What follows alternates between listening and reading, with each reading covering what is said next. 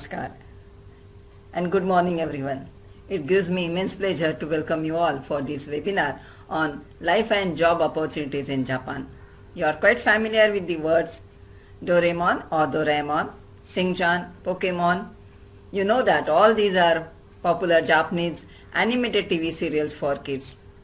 You are also familiar with Canon, which is Japanese multinational company for producing cameras and optical products. Then Toyota Motors, Toshiba Machines, Hitachi, which offers all electronic products. Then Honda cars, Honda motorcycles, Yamaha, Panasonic, all these are Japanese companies and more than 1500 Japanese companies are registered in India. Friends, while reading on internationalization of higher education, we realize that there are many job opportunities, there are many career opportunities available in Japan than European countries and USA. Moreover, getting jobs in Japan is easier, of course with very handsome salary. Japan is a good destination for pursuing your higher education like post-graduation, PhD or postdoctoralship because there are many scholarships available easily. And so, to create awareness about this, we have organized this webinar on life and job opportunities in Japan.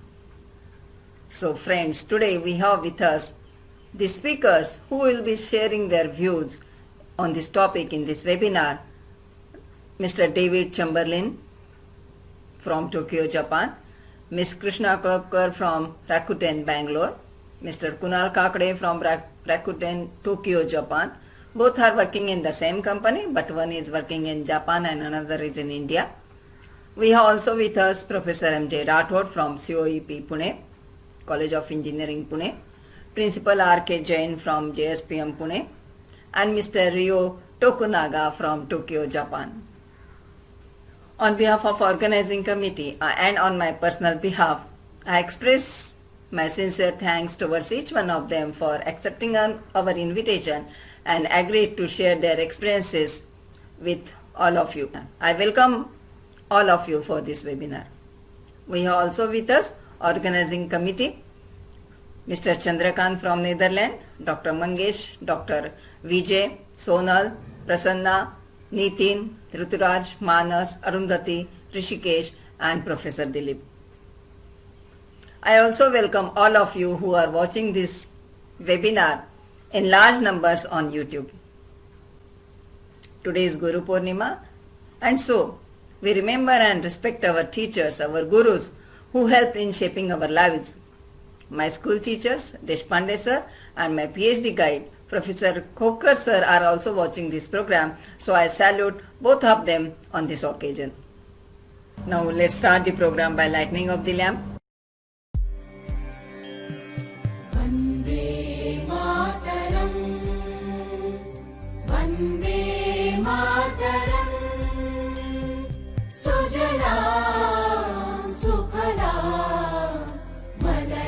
Sheetla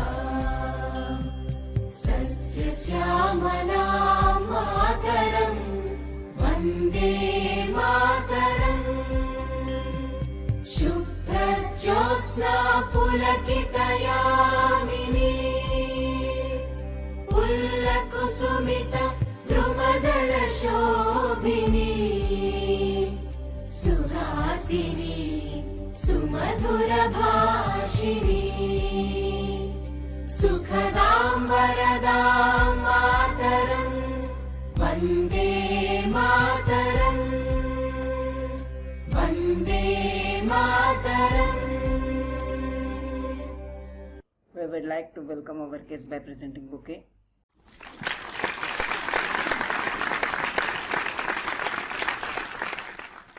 Thank you, Rishikesh. Friends, you know that because of very large population, employability is a very big problem in India.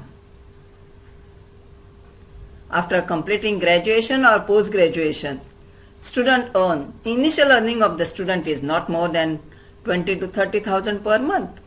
And therefore, you will have to look another option which will satisfy your financial needs, which will give you better quality of life and of course the job satisfaction.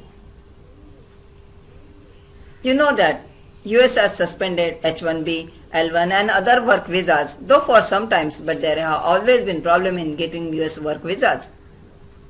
But this type of problem may not occur with Japan. Because I can say that Japan has put red carpet before us. Why Japan has changed mindset towards foreigners and ready to accept young minds, young students and young working people?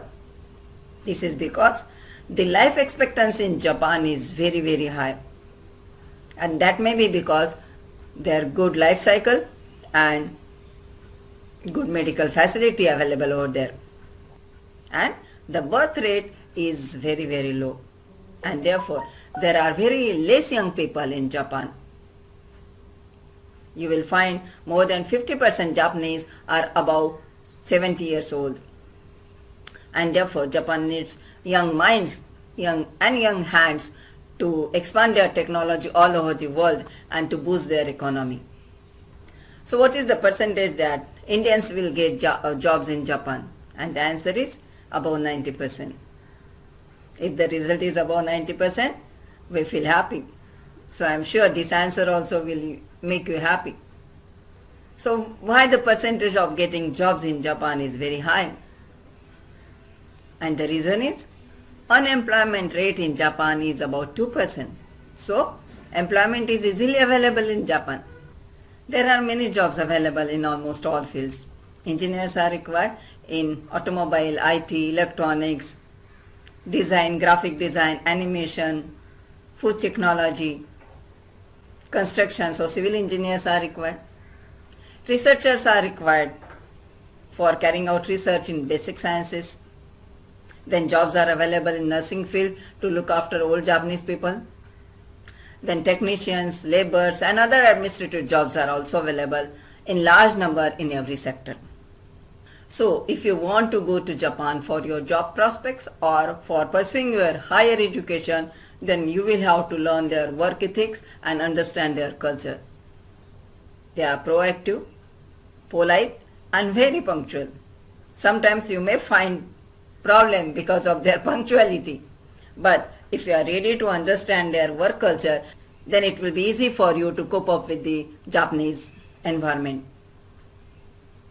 And of course you will have to learn their language, Japanese language, because you being an engineer or any other graduate with the knowledge of English and you being an engineer or any other graduate with the knowledge of Japanese, there is a big difference.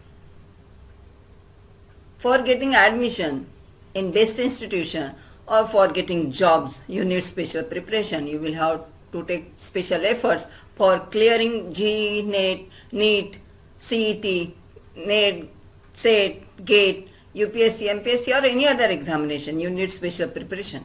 In the similar way, for getting jobs in Japan, you need special preparation, and that is learning of the language, Japanese language. Ministry of Skill Development, Government of India has launched special program, technical internship program for Japan. And so through this program, young people, young Indian people can go to Japan on an average salary of 1.5 lakh. So these people will work in best infrastructure and will learn best technology. So friends, once again I reiterate, see big dreams. Start thinking to take one step ahead, one step forward and consider Japan as a new land of opportunities. Go there, stay there for 4-5 years, learn best technology and of course earn good amount of money. And then transfer that knowledge in Indian industries so that our technology will also get uplifted. With these words, I once again welcome you all for this webinar and request Professor Dilip for his welcome speech. Thank you. Thank you and namaskar. Good morning once again. Am I audible now? Yes, bola. Okay, great. Okay. So thank you and good morning. I hope everybody is safe in this pandemic period. And today, being the very auspicious Indian day called as Guru Purnima, we uh, pay gratitude to all our teachers.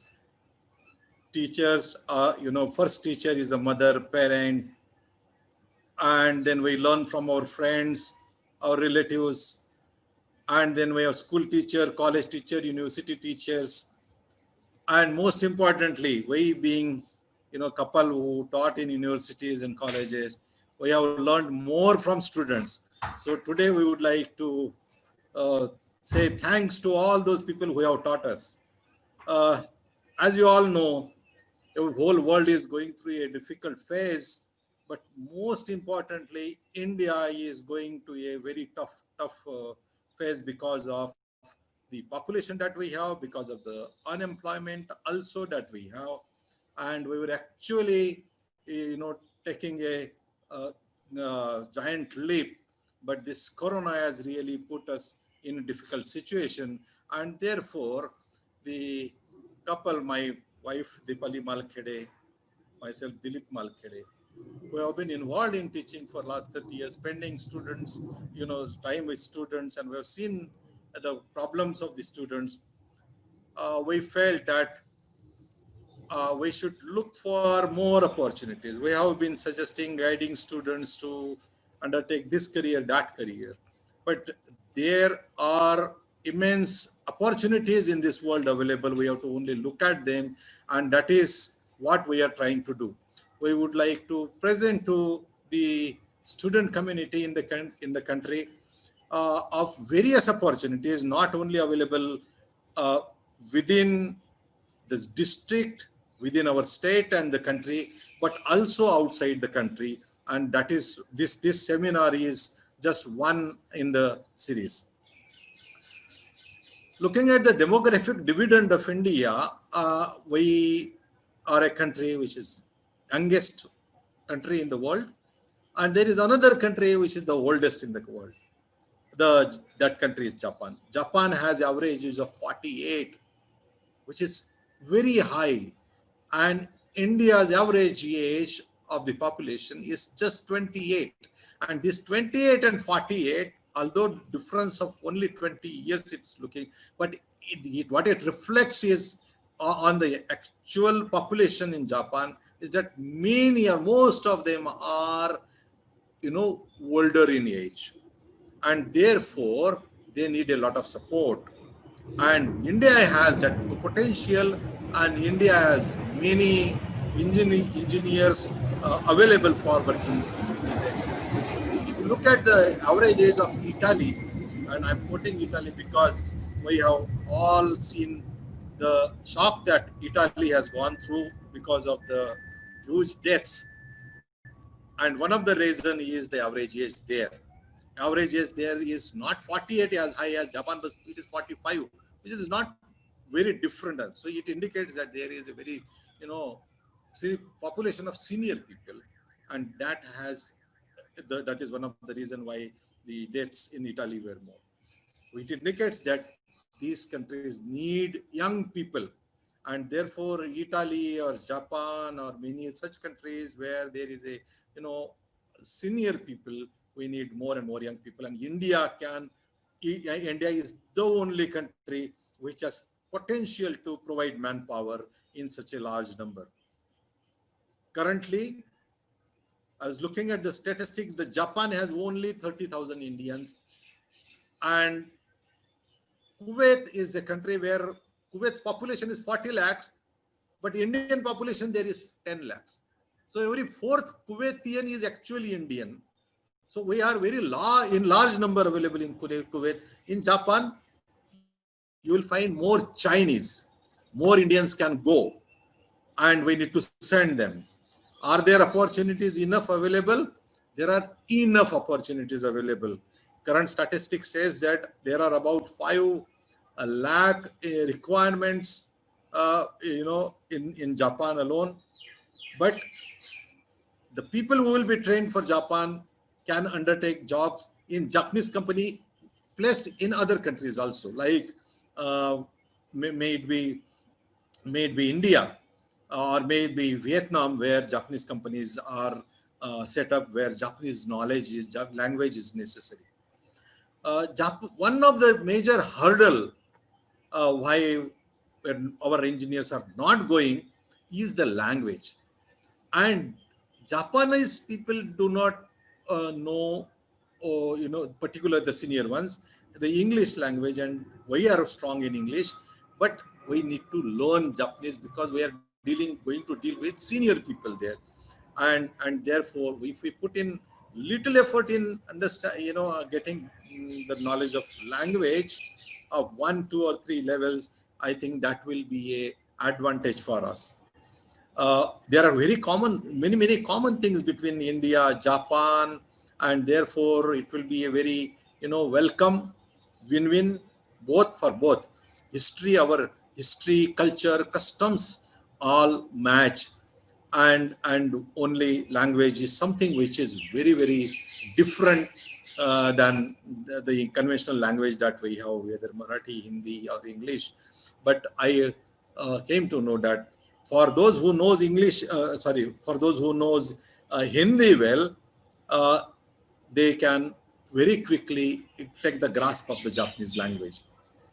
Many opportunities, not only, as Madam also said, not only in software, but the trades like nursing, healthcare, commerce, designing, manufacturing in particular, the immense opportunities. Japanese students focus more on research. They give ideas. When it comes to manufacturing, they have lower number of people. And therefore, those who are production mechanical engineers, electronics, computer engineers, they have lots, huge scope for them to go there. Those who are registered for this program, they will be wondering as to what will be the next step. Next step, of course, will be, because this is just the introductory session, we would like to reach out to as many people as possible through the colleges and the students network. But because there is no structured information available at one platform, we will try to create a platform where information in various verticals will be available. For example, there's guidance, support, language support. If there is any government, set of schemes which government would like to support, we will reach out, we will find out these opportunities, and we will try to make it available for the students. And if there are some job opportunities, we will also make these opportunities available for the students. So this is what I feel at this moment. But I am very happy that we are all here and we have initiated a mission, that mission of providing opportunities. This mission is going to, it is just the beginning, but this has many other dimensions. Not only Japan, but we will work on other opportunities available within the country and outside the country. With this, I would like to thank each one of you. I'm so glad that so many people have come and helped us in organizing this seminar, particularly my colleague, Professor Rathod, Professor Jain, Vijay, Mane, and the speakers who have come. I would like to make a special mention of those people who have actually very voluntarily come and helped us in organizing this seminar, and came here to speak to the students in India. Those are David here, Krishna, Kunal, then Mr. Ryo, and my own student Sonal. So I would like to thank each one of you for helping us in this mission. With this, I would like to wish you good luck. Over to the coordinator. Thank you, Professor Dilip, for motivating a student for considering Japan as a place to study. Thank you so much for your welcome speech. Now I request Mr. Chandrakant to introduce the next speaker, Mr. David. Mr. Chandrakant. Hello everyone and namaste. I'm Chandrakant Vanare. I'm working in the Netherlands as a project manager for the pan-European countries. I'm here to introduce David. He's my colleague, and he's working in Japan from a long time, and he has a good exposure and experience how the Japan with the Japanese culture and how it's working there. He's a senior manager over there, and he's having almost of 14 years of around experience in the IT sector. Thanks, everyone. David, I think so. You are the better person to explain yourself. Can you take over? Yes. No problem. Yeah, Hopefully perfect. you can all hear me there. Yeah. So I'm just going to share my screen so I can jump into a presentation to introduce myself a little bit. So I'm David Chamberlain. I'm very happy to have the chance to talk to everybody today about the opportunities in Japan. I'd love to jump into some of the detail, but I'll give a very quick introduction first. As mentioned, I'm working at Accenture Technology. My role is a delivery lead in Accenture Japan. So I have just over 15 years experience implementing different software solutions, recently much more focused around cloud-based solutions. I'm originally from Australia. I relocated to the UK and lived in the UK for 7 years and then relocated into Japan, which I'll talk a bit more about shortly. So I have experience with, I guess, doing this relocation for the second time now. My role at Accenture is taking responsibility for the delivery of HR and finance solutions under a solution called Workday. We have a lot of global clients here in Japan that I work with to deploy that solution based on their business needs. A few of my hobbies there. So I like cycling to get a bit of exercise. When I'm not interested in doing any exercise, I play a bit of video games to give myself another challenge outside of work. And then I do enjoy listening to music and playing music instruments when I get the chance. But after that, let me jump into the detail of my experience. So my Japan experience, I've tried to split this into then and now, because it's Sorry to interrupt, David. I think so. We are not able to see our presentation. Can you share it? Yeah, I think. Yeah, now it's nice. Yeah. Apologies for that. Yeah, thank you for letting me know. So I've just brought up a slide that's focusing on then and now. So I have been in Japan just over 4 years now, and the two perspectives are slightly different. So I came out to Japan in 2016, relocated from the UK as part of a new office we were opening. So this was a company actually acquired by Accenture. At the time, that company did not have an office in Japan. So I was one of the first members out here. And it was to support a very large multi-year project for a Japanese multinational conglomerate. Just the organization covers many different areas all around the world. And I was coming in as a project manager. Now, as part of that, we were relocating a lot of different members from the US and the UK. And I actually had some experience of Japan going there on holiday. I had some family and friends in Japan. So unofficially, I had a role of acclimatizing them to Japan, getting them comfortable in Japan. With this client, the majority of the communication was actually in English. The majority of the project team had quite a high level of English. And some of the teams that we worked with, when they didn't have sufficient English language level, we included translators to be able to have the right discussions.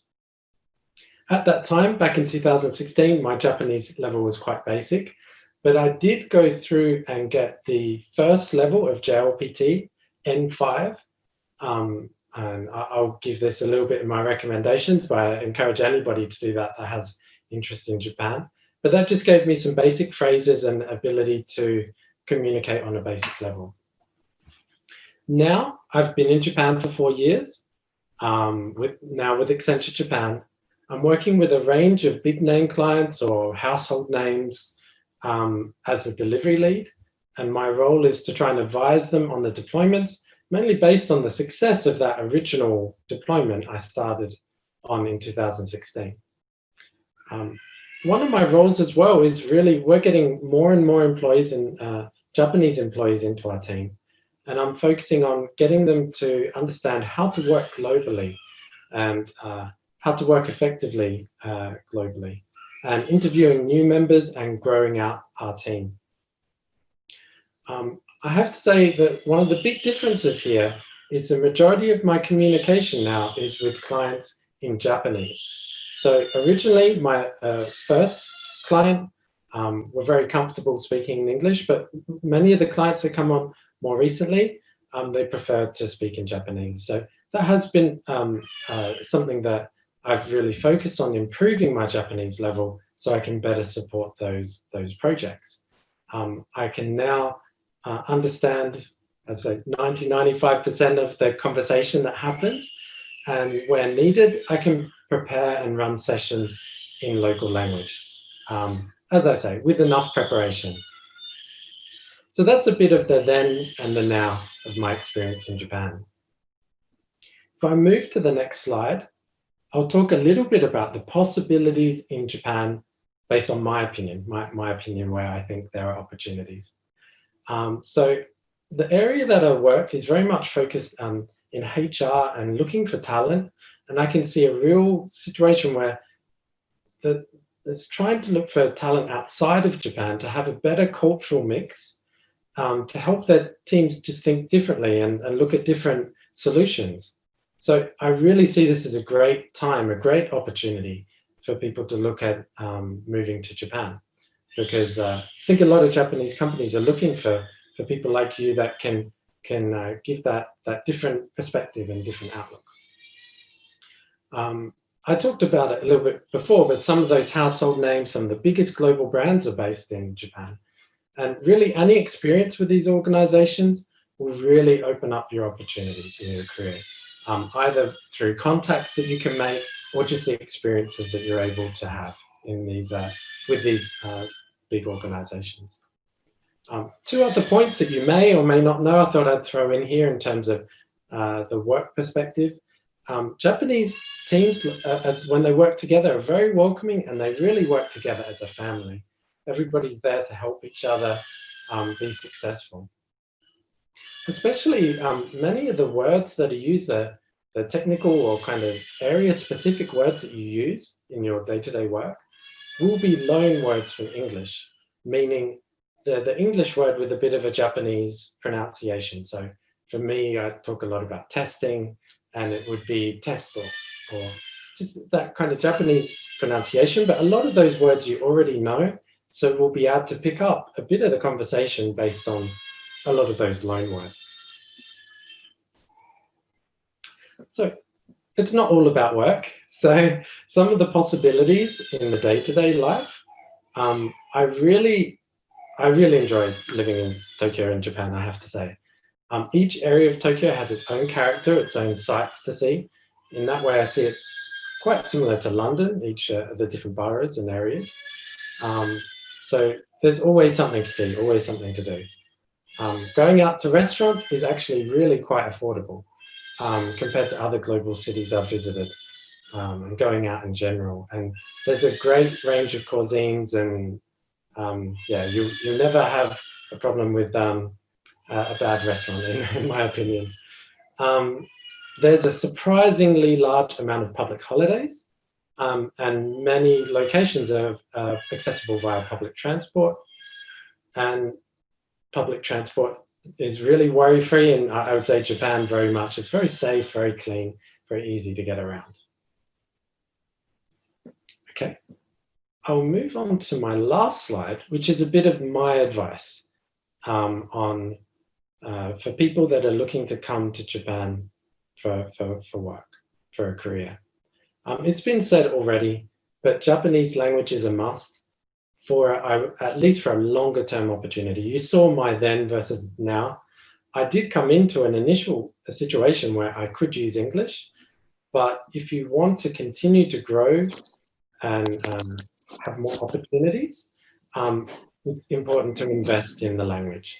And I mentioned the JLPT, so it's the Japanese Language Proficiency Test. There are 5 levels. Even just getting that first level, level 5, doesn't take that long, and it can really jump out on your CV, just that you're showing interest in the culture and learning the language. Second point, the Japanese culture on the right there is fascinating.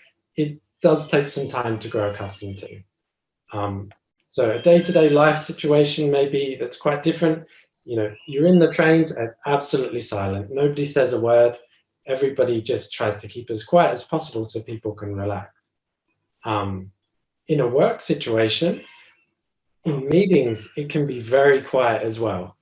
There can be silence, especially I've seen people make this mistake very often, making a comment like, "Oh, this looks fine. Let's go ahead," right? And nobody says anything, and they take it as approval. But quite often that just means people are not really comfortable to talk about the topic at that time. Coming on to relationships, it's very much tied into this. Building relationships is key. Often in one-on-one or small situations, gaining trust. And that's very important. When I talked about the silence in the meetings, the best way of managing that is working with some of those decision makers outside of the meeting, gaining a consensus. And then when you come into the meeting, it's a very quick meeting because everybody says, "Yep, looks good, let's go ahead." So yeah, building relationships in that way is very key. I've referenced it's important to know a buddy. I would say this for any relocation. I moved from Australia to the UK. People would say that must have been very similar. It was very different, and I really needed somebody to help me through some of the questions and difficulties I had. So I would recommend that for Japan as well. There are a lot of interest groups that you can get onto and find a contact that might be able to help, or even through an employer as coming to Japan, they might be able to help with that as well, give you a contact that can help you get up to speed. In terms of the job market down there on the bottom left, start looking at the job market.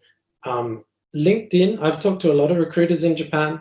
It's the main tool that they use to find people that may be coming in as a foreigner. It's very a good way of finding recruiters and finding open positions that may allow for somebody that's not fluent in Japanese. Finally, in terms of maybe life advice here, it's a marathon, not a sprint. I've had many times that, taking it one step at a time, but some of those steps are quite difficult and challenging. But when I look back now, I'm so happy that I pushed through those challenges to achieve what I could. So that's everything I had for today. I hope something in there was of interest and helped you in your decision about what to do next in your career. I think from here I can pass back to the next presenter. Yeah. Thanks, David. Thanks a lot for a wonderful explanation about the jobs and opportunity and how it's working in the Japan. It's really beautiful for the job seekers and the students as well. People, those who are live and watching this video on the YouTube, you can put your questions on the chat board, and those questions will be picked up at the end of the session. Okay. Thanks, David. Professor Dilip, can you please take ahead?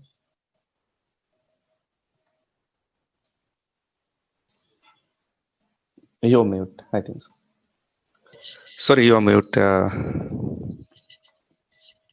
Oh, thank you, Chandrakant, for introducing David. David is a wonderful speaker, and he has very nicely given us the information about the culture that they have in Japan, which is very helpful for Indians, congenial for them to get settled there, and the sources of the recruitment through LinkedIn relationship is something which he has is so important to be maintained while you work there, and with worldwide experience of David, his points which he shared for working in Japan, I think he is really impressed with the Japanese working culture there. We are very sure that his experience will be useful to our student. And lastly and importantly, which I also keep advocating my student, if you have a very big, project, you always divide into smaller steps, and you will very easily reach the target. So break the major task into small tasks. Take one step at a time, and you will win. With this, David, thank you very much, Chandrakant. Thanks a lot. Yeah. Mr. Ruturaj, please come forward to introduce next speaker, Krishna.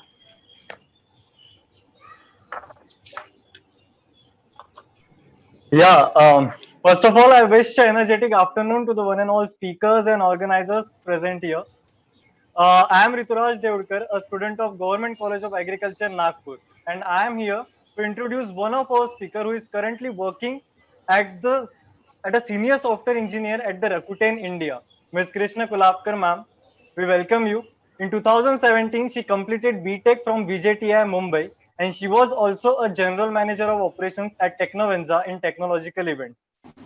After college, she moved to the Tokyo, Japan, and was working there as an application engineer with many different nationalities and group of people. That's great. And apart from that, an interesting section for me was she is also interested in non-academics like me, playing chess, uh, cooking, trekking, etc. So I guess this is a bit of short introduction. So now I hand over this platform to Ms. Krishna Kulapkar, ma'am, for expressing her own views on life and job opportunities, especially in Japan. Ma'am, it's over to you. Um, Good afternoon, everyone, and thanks for the kind introduction, Ritraj. And welcome to all who have taken out time to hear us. So, as the time is limited, so without any further ado, I will straight come to the point. Talking about getting job in Japan, especially as a beginner or especially in the IT sector, from my experience, I would like to mention some things that really helped me to get the job, and those are first and foremost a constant academic performance. Uh, by that, I don't mean that you have to be a topper at your university, but a decent score of aggregate of about 70 to 80% will be really helpful. The second thing that I would like to mention is that for my case, uh, my profile standed out because of my experience in multiple internships while being at the university. So I would also recommend you to go out and seek internships and get professional experience before applying to the jobs. Also, the third thing I would like to mention is some extracurricular activities, such as managerial roles in your college events or your hobbies, sports. Like in my case, it was chess. So yeah, that. Also, the fourth thing I would like to mention is participating in some international or national level competitions, while it can be coding competitions or building a robots or something like that. So yeah, these sort of four things really helped me to make my profile stronger. And especially I'm mentioning this because I was not from a IT background. I am an electronics engineer, and still because of such profile, it really helped me to get a job in a non-familiar sector, that is IT sector. Coming to working in Japan, especially in Tokyo, you'll get to work with people from various nationalities and various culture. So according to me, that's a really great treat. You get to learn a lot from different people, and it is not going to only excel you career wise but also your personality wise. In Japan, people are very particular and very particular about punctuality, and also they are very welcoming and they give great importance to keeping their word. So this kind of behavior will also be expected from you. So please keep that also in your mind. Coming to the one of the most important topic, that most of you might know, that Tokyo is especially one of the most expensive cities. So we have to talk about average salaries and savings that you could achieve while working in Japan. Uh, so according to my experience, the average salaries in Japan for at least a beginner, I cannot talk about other sectors or people with the more experience of 4 to 5 years, but for a beginner, the average salary ranges from 2.5 million to 4 million rupees per annum. Now you may feel, okay, that's a lot, but I also want to give you I also want to tell you that the living cost when compared with that of in India is also higher. So for example, the rent will cost you around 35,000 to 50,000 rupees per month, and I don't include amenities in that. So it may give you a little idea, but being said, depending upon your lifestyle and depending upon your responsibilities, the savings will vary, but uh, it will be a significant amount of money that you can save over a period of like 2 to 3 years. Coming to the opportunities in Japan, uh, as the IT industry faces little shortage of work, little shortage of labor, especially for Indians, there are quite many opportunities, especially in IT sector, because uh, we we have a lot of engineers who are seeking jobs in IT sector, and also in Japan, the the startup culture has started getting more talent and more capital.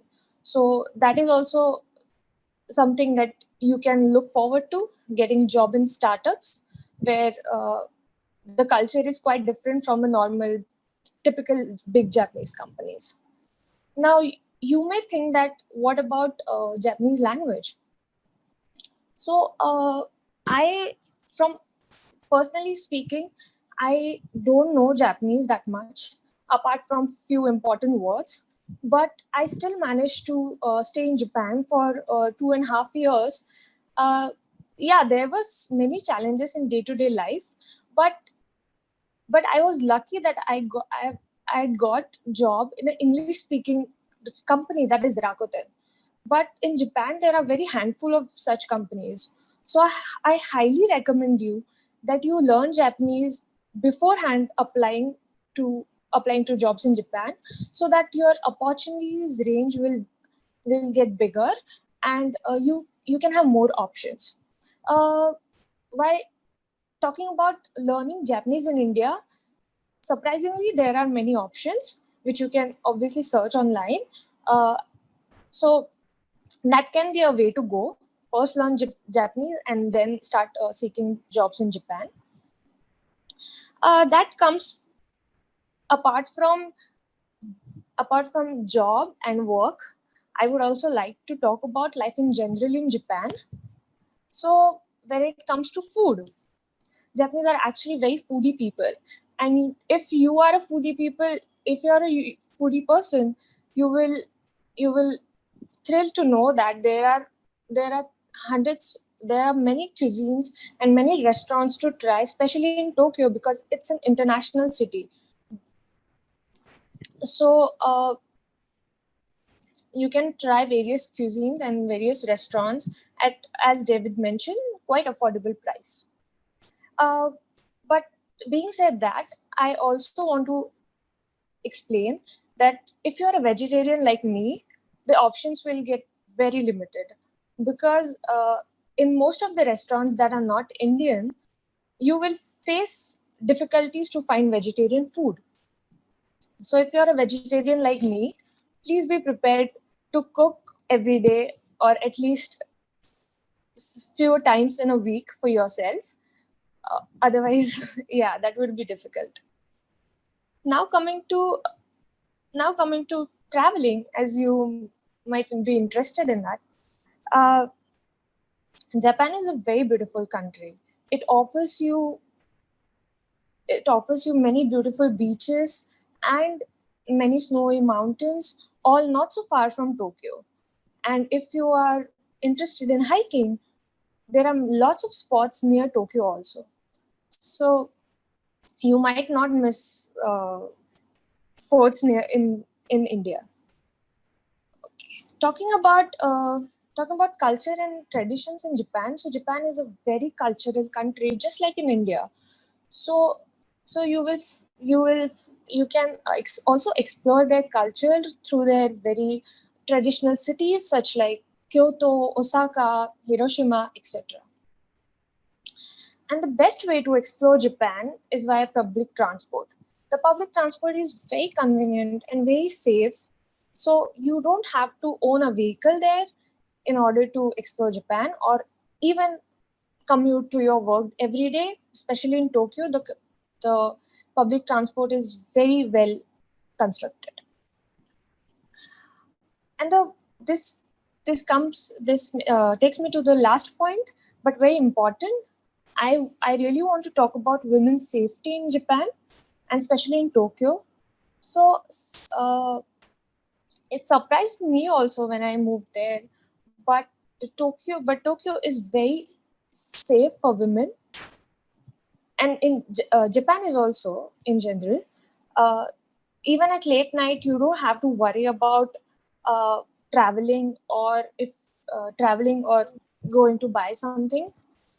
And like in my case, I stayed there all alone in a studio apartment for almost 2.5 years, and that might give you an idea that how safe it is. And I never faced any major difficulties. So yeah, so it's very safe for women. So if you are a female and you might have this concern that how can I go there alone, how can I stay there alone, so you don't have to worry about that. uh, Yes, I think those were all the topics that I wanted to discuss. And if you have any doubts, specific doubts regarding my whole journey, so you can definitely ask me at the end of the session. Thank you. I think I will pass it back to the Ritraj.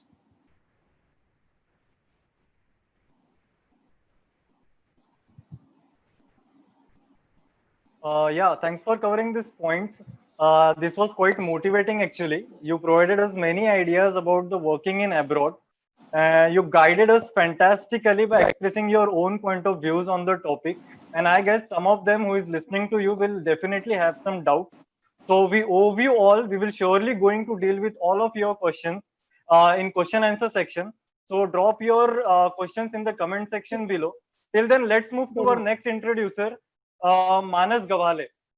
Manas Gawale, over to you. Thank you, Rituraj. So, hello everyone. I am Manas, and I would like to introduce our next guest here, who is Mr. Kunal Kakade.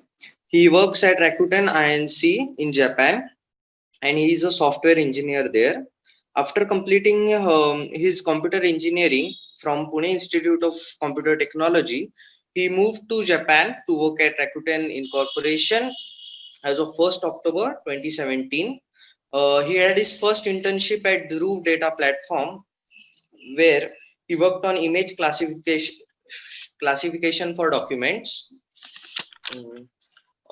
He had his first final year internship sponsored by L3Cube, which is a community-based e-commerce, which is a community-based website where he would build a chat box for an e-commerce website. He is especially interested in creating projects to solve problems which he has personally experienced. His hobbies include playing badminton, chess, coding, and reading books. So I would like to welcome Mr. Kunal and let him take the charge. Thanks, Manas, for the introduction. Hi. So, as you have heard, myself, Kunal, I have been working in Tokyo for the last 3 years, and I started I joined Rakuten in October 2017 as a new grad. So, and it has been an excellent experience working here. I have been like I've been I joined a team of individuals which belongs to a variety of countries. Like in my team, there are very few Japanese people, so it's really good for me that I don't have to interact with them in Japanese because I don't know any Japanese. So I think it's safe to say that even if you don't know Japanese, you can still survive here. But surely knowing Japanese will help you a lot to develop your skills, try out new opportunities, also interact with people. You will be more social.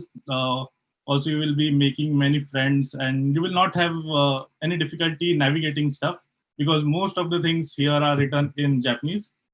And I think most of the people in Tokyo knows English, but they prefer not to speak it because they know that they are not fluent, so they are a bit shy. But yeah, you will get used to it. So yeah, and I think uh, personally speaking, I past 3 years, what I have noticed here is that there are two ways you can get into a tech company, at least a tech company. So, like myself, you can join a Japanese company as a regular employee, and a regular employee, I mean like you get salary by the Japanese company itself. So you are an employee of that company. There is a other way called as partner staffing, which I have seen recently have grown a lot. So what partner staffing means is like you are employed by a third party company, and that third party company sends you to work in another company, say ABC. So even though you are working in the company ABC, you are still an employee of the third party company. So the main advantage of this is you can consider is that uh, the interview process or the selection process is quite easy compared to a regular employee. I think the main reason is that for a regular employee, the company which is hiring you needs to make sure that you are the right fit for the position. Because if you are not, then they have to go through all the process again for finding the right candidate. So they want to be extra sure that you are the right person. But for partner staffing, the key thing to keep in mind is that the contract period of you with that company is very short term, like 1 to 6 months approximately. So if they don't like your work during that 6 month, they can change you with some another employee from the third party company. So yeah, you need to keep in mind that even though like if you are going to select the partner staffing as one of your career choice, then you need to be sure that what are the things that you need to keep in mind. There are many companies which act as a third party for you, and they also, as mentioned earlier, they provide all the necessary things for you to come to Tokyo. For example, they provide all the necessary documents for your visa. They provide you the tickets and your relocation stuff, things and everything like that. So the only thing you need to do is pack your bag, come here, do your job, and hope that you are quite good enough for the job. In my case, I joined as a regular employee, and this is an example where Japanese company needs skilled engineers. Like they come every year to my college and they do recruitment process and they select as well as Krishna. Also, I think both of us got in to Rakuten the same way. They interviewed us through I think approx 3 to 4 rounds of interview and 1 round of coding and all those things. And after shortlisting, they provided us with all the necessary documents for the visa. Also, they provided us with a relocation bonus along with a place to live for the first 1 month until we can find our own place. So all those things are taken care of by the company. So the only thing you need to worry about, you are the right person for the job. So they are making it like asking you to come there, so you don't need to take that much effort to come here. So I think yeah, I think most of you will be quite encouraged to come here and start working here. Like I've heard that some people say that the work life balance is quite, it's very difficult to maintain work life balance here. I think I never faced such thing, let me make it clear. But it may be possible in traditional old Japanese company there will be some issue, but in growing tech industry and in startups, they are quite modernized. So the work life balance is quite good here. uh, Also, Japanese they have 16 national holidays in Japan, So, and these 16 national holidays are divided into three sections actually, like Golden Week, Silver Week, and New Year's. And the Golden Week period starts from end of April to start of May, and it lasts for around 1 week. And the Silver Week is in mid of August and it lasts for about 5 days to 6 days. And the New Year's is for 7 to 8 days. And as they mentioned, you can go for snowboarding during Golden Week. During New Year's holidays. You can go sightseeing in Golden Week, and you can come back to India in August. Yeah. So here's the plan for your next year, maybe, hopefully. Uh, And also, you may think that you may have heard that there are a lot of earthquakes here. I think it's safe to say that you will get used to the earthquakes because it happens every like once in 2 months. You will feel a small earthquake, so don't be afraid of it. I was a bit afraid of them at first, but you will get used to it. So no worries about that. Also, previous speakers have mentioned the public transportation is quite good. Actually, I prefer like public transportation is so good that you usually tends to go with public transport rather than using your own private vehicle because of traffic and everything other problems. Typically, if you are a non-vegetarian and you are an adventurous person, you will love Tokyo because it has so many diverse culture integrated in it. Like there are different sections of the same city which have to completely different environment, like modernized and then traditional at the same time. The food here is quite good. You will find some difficulty with vegan stuff, but nowadays it's quite a trend to be a vegan in Tokyo. So it will be fun for you to try out different things. I think nowadays people are saying that what about COVID stuff? Is this affecting your job opportunities? I think because there are many startups growing in Tokyo's particular Tokyo region. So I think for skilled engineer or skilled labor section, there is not much difference. If you know Japanese, then sure, it will be a lot easier for you to come here. So hopefully you are all quite interested in coming here. If you have any question, write in the comment section and I can answer it later on. Also, stay home, stay safe. Thanks. So thank you, Kunal sir, for sharing your valuable experience with us. So I would now ask Mr. Nitin to take the charge. Um, Thank you, Manas. So I'm Nitin Chopra. I'm a recent graduate from Siagat Academy of Engineering, and I currently work in a startup called Ion Energy in Mumbai.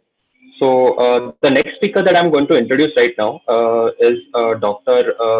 Manoj Rathod. And one of the key things that I, as a recent graduate, liked about this is that he was able to secure a scholarship in Japan back in 1997. So he is alumni and a former dean of the COEP College in Pune. He has a Japanese patent, which is also now patented in Germany, France, and US. He and also as a student, a trajectory that I would like to follow is that he has like 21 international publications, four national conference papers, and more than 15 international research papers. So over to you, sir. Yeah, please guide us.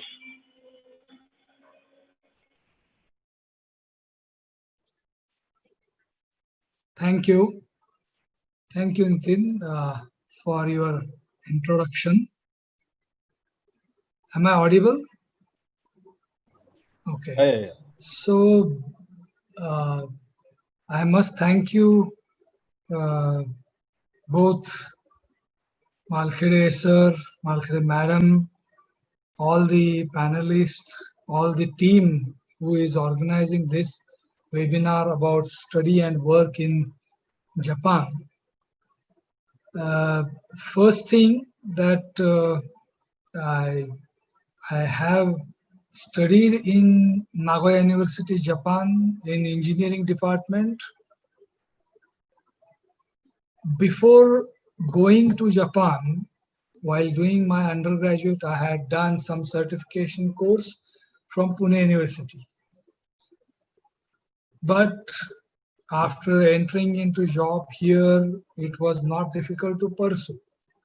However, there was a MOU between Pune University and Nagoya University, and under the auspices, I could get the admission in Nagoya University.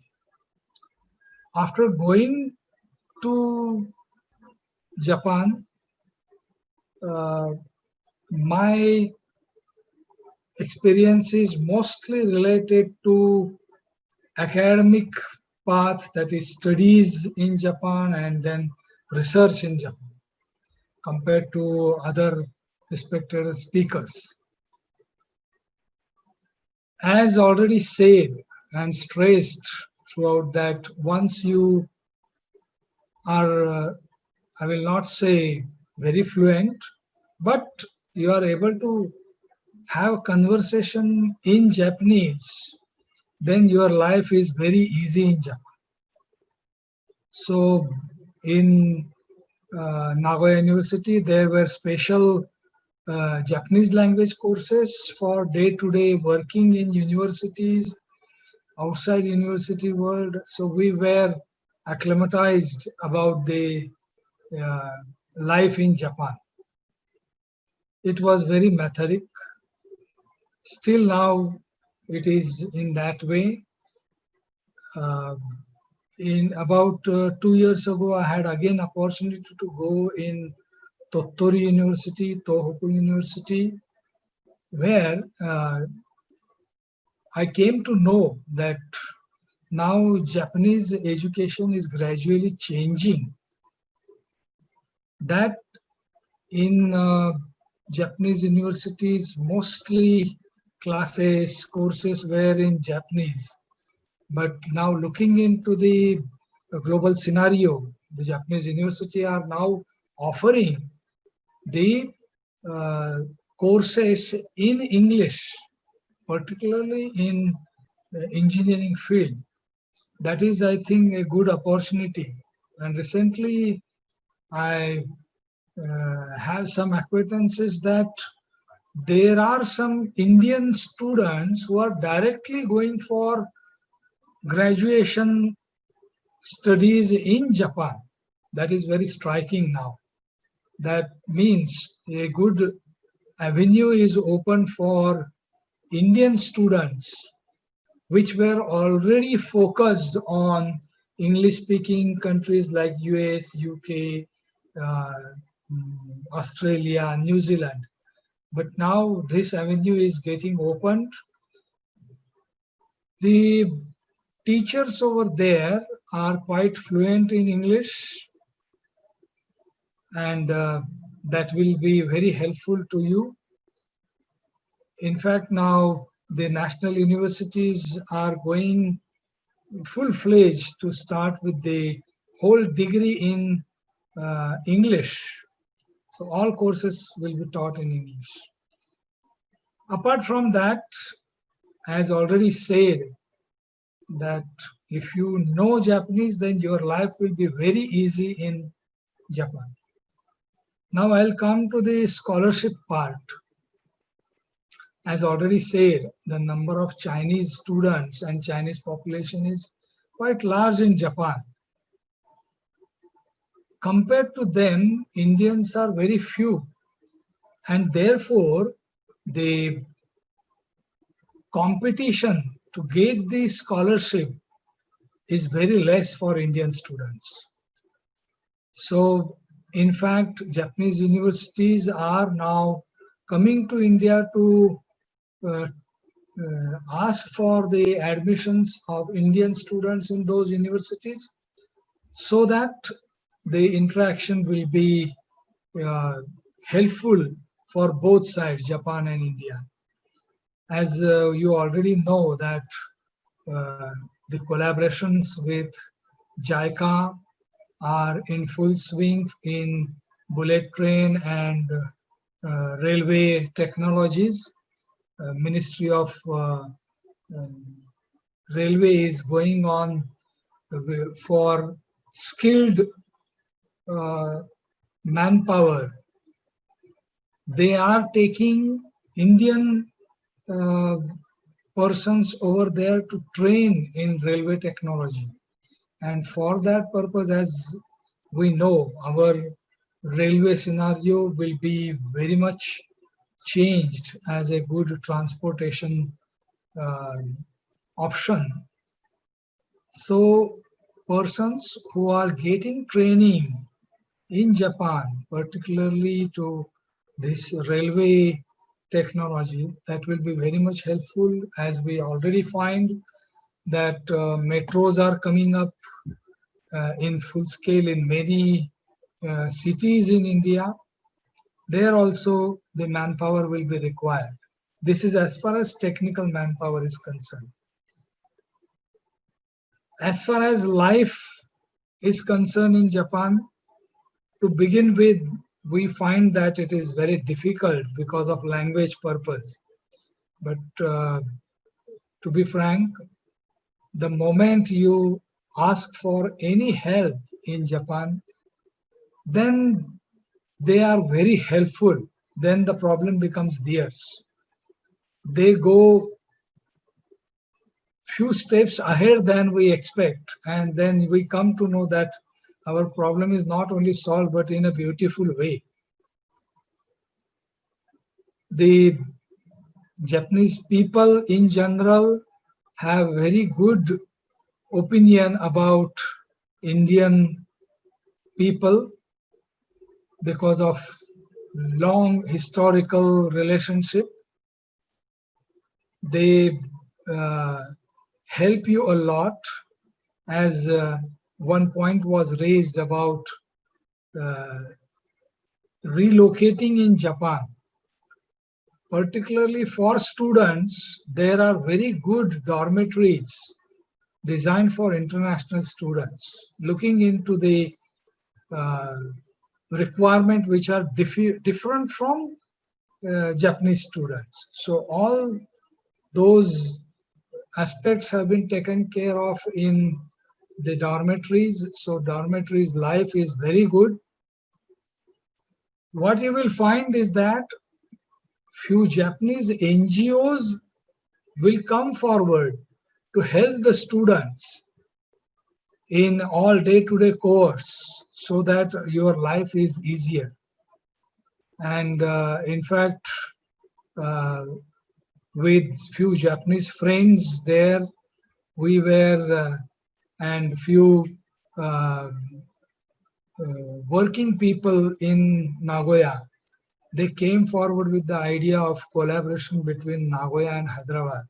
So we were the initial group who started Nagoya Hyderabad Association, NHA.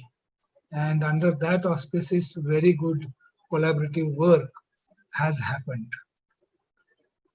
There are many career paths that I have closely seen that the Japanese, the Indians who have studied in Japan have made very good career, not only in Japan, but with good collaborations. They have started the companies in collaboration with Japanese companies in India, and they particularly in research.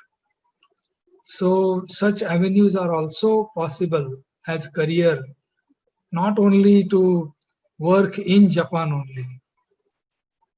One good example I will tell you that what is the impact of Japanese people, Indian people in Japan. That whenever you go out in Japan, you will find that there are people from Nepal, people from Sri Lanka, people from Pakistan, people from Bangladesh. But you will find that very few of them are working there as research fellows or IT experts, engineers. Many of them were there physical work like masonry, then driver, uh, electrical work, so on and so forth. But you will find very, very rarely Indians are there in Japan for such sundry jobs. They are all placed at very good positions, and that indicates that our diaspora has done a remarkable job in Japan, but there is a huge gap of demand and supply.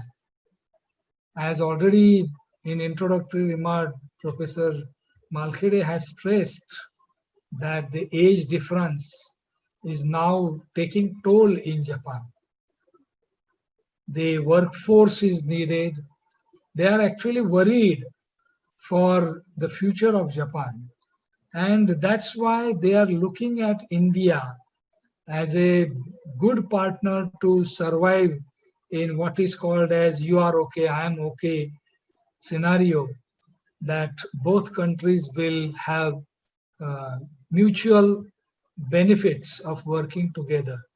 And that's why now the India efforts are going on from both sides, Japan as well as India, that the collaboration, the training should take place. And India particularly will certainly get advantage of the way of working. For example, 5S, Kaizen, and other many management techniques which will be useful to improve in Indian scenario. So life in Japan is much easier. As already explained, there are many good places to visit, and what you will find now is that there is one NGO with whom I have worked here in Pune, is related to water, solar system, environmental system. That is Japanese NGO. And they have their uh, point of view is that because India has got lot of sunshine duration, India should actually go for solar in big way. And that's why they developed a solar laminator system with the help of COEP, Gnan Prabodhini School here in Pune, and the NGO. Is really working well, and we are uh, having a good collaboration with the NGO. Now the NGO is expecting that the tide is changing gradually, that Indians should reach in Japan to help Japanese um, senior citizens, and thereby earn handsomely and stay in Japan a very good life. So this is what I wanted to share in this webinar as inputs from academics research point of view. Thank you, sir.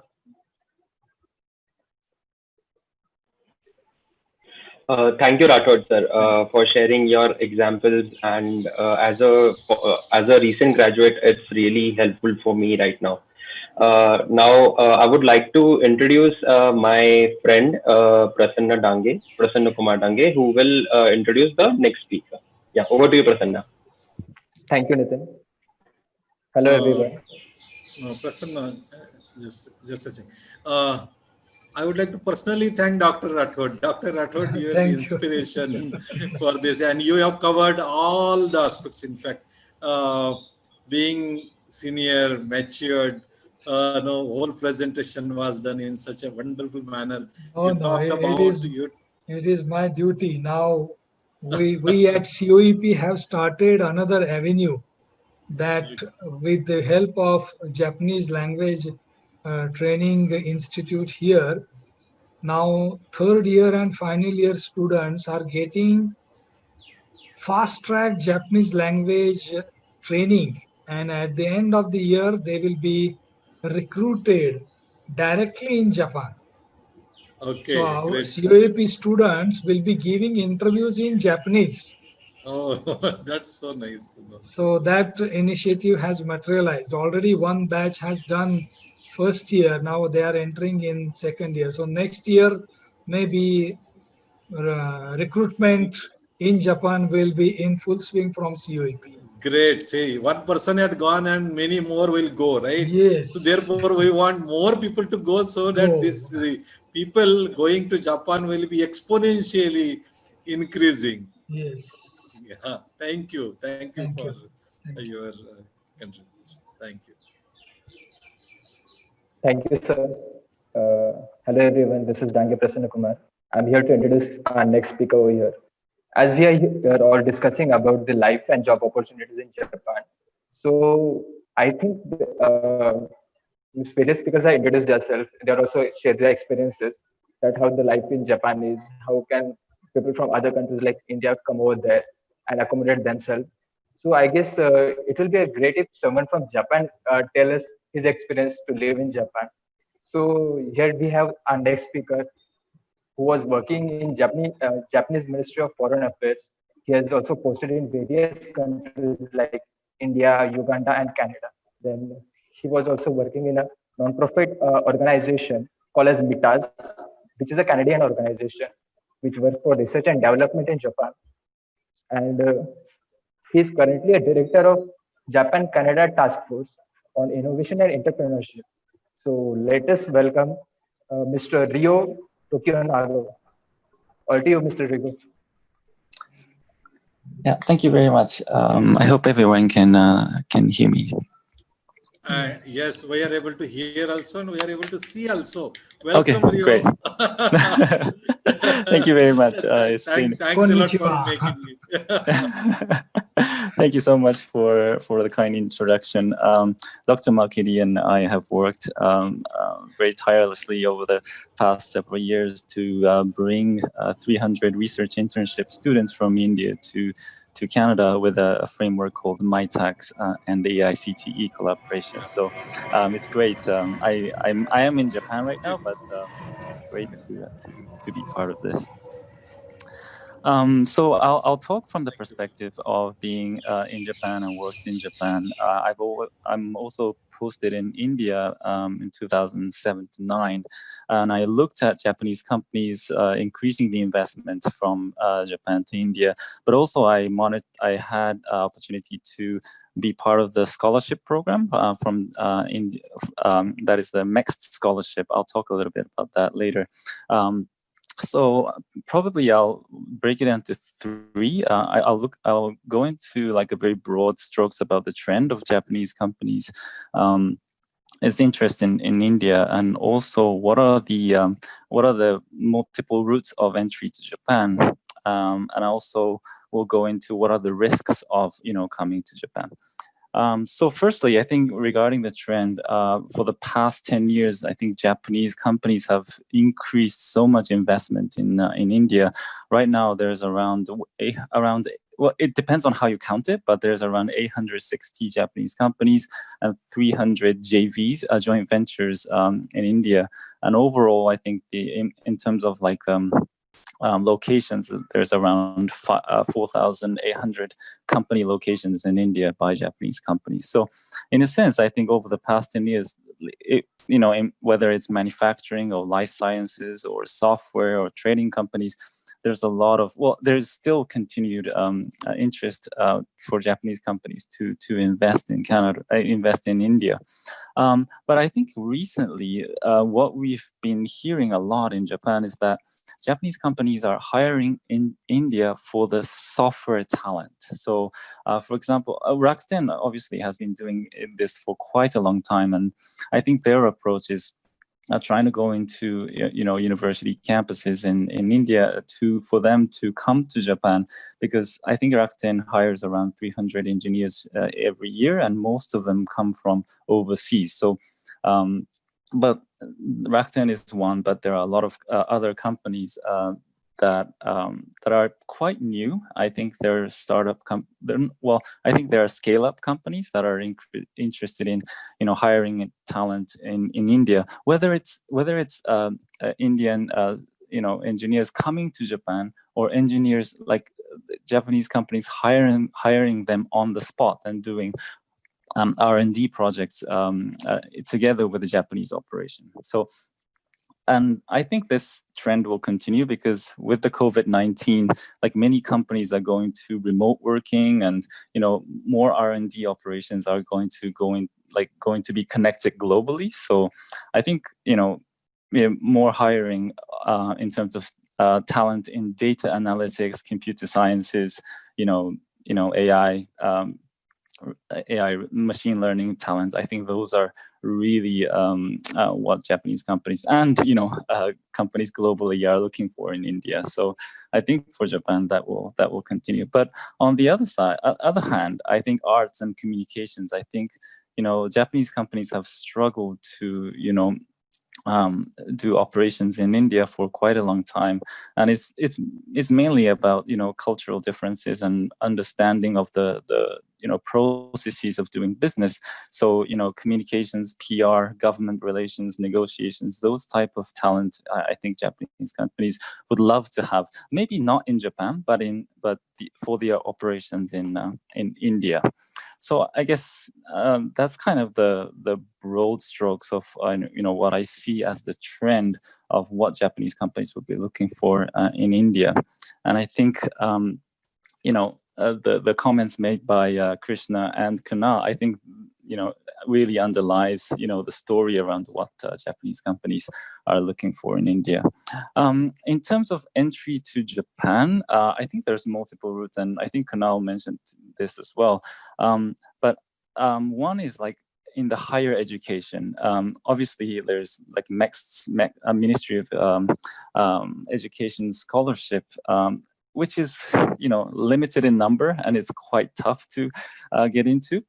But you know, regardless of whether you get the scholarship or not, I think when you're in like Indian universities, if you could find professors that have research collaboration with Japanese professors, and I think that's where you find an opportunity to, you know, go to Japan for the first time during your academic career. If you do that, I think, you know, Japanese professors have connections with industry, so that might be an interesting entry point if you have the mindset to work in Japan.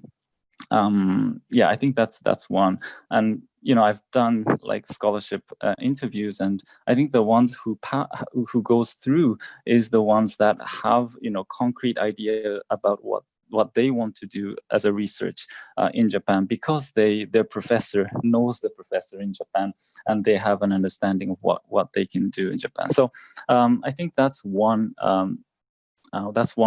venue to pursue. And I think the other one, maybe if you don't have, you know, enough connections, I think the HR agencies, I think now you mentioned that you mentioned it's a third party agency, but they, for example, like companies like Pasona, they're looking for talent in India to bring to Japan. Yeah, but I think, you know, we need to, you know, those are the HR agencies that are in between company and yourself. So, you know, you really have to judge, you know, what are the systems in place that these companies have in order to accept you. That's really important because, you know, for companies like Rakuten, you know, they have the system in place to accept foreigners, and, you know, there is this English speaking culture within the company, so there's no problem. But for example, you know, there will be a lot of other companies that do not have maybe you're the first one that they would hire. So in a sense, if you're in that type of a position, it might be quite tough to you know, come to Japan and start life and work at the same time. So in those situations, I think language matters a lot. So if it's a tech company, it's okay. I mean, tech companies, you know, a lot of them are very savvy, and, you know, and a communication will go a lot more smoother, but others maybe a lot more language is needed.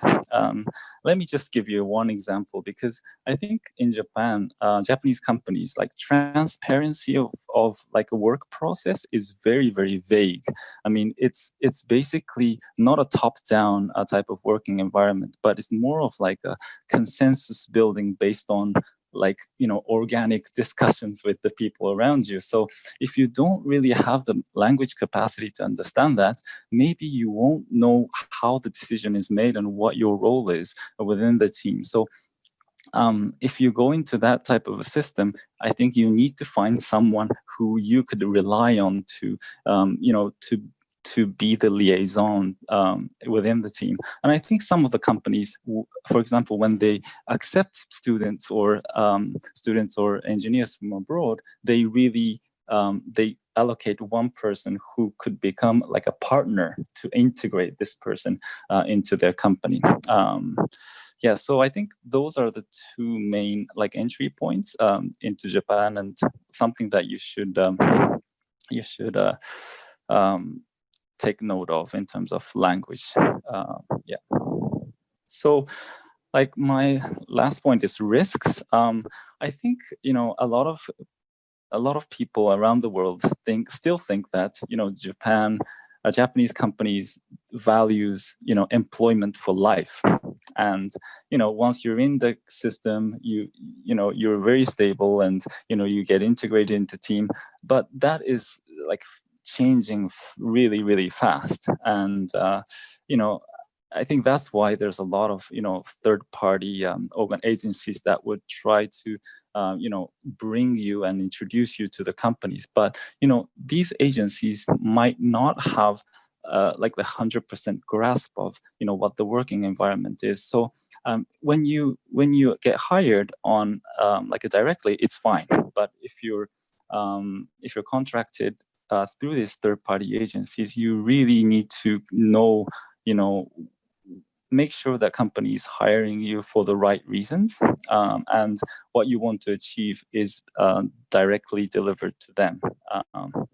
Because I think traveling from India to Japan and launching your career, and you might have some misunderstandings. I think that is the very tragic for both company and yourself.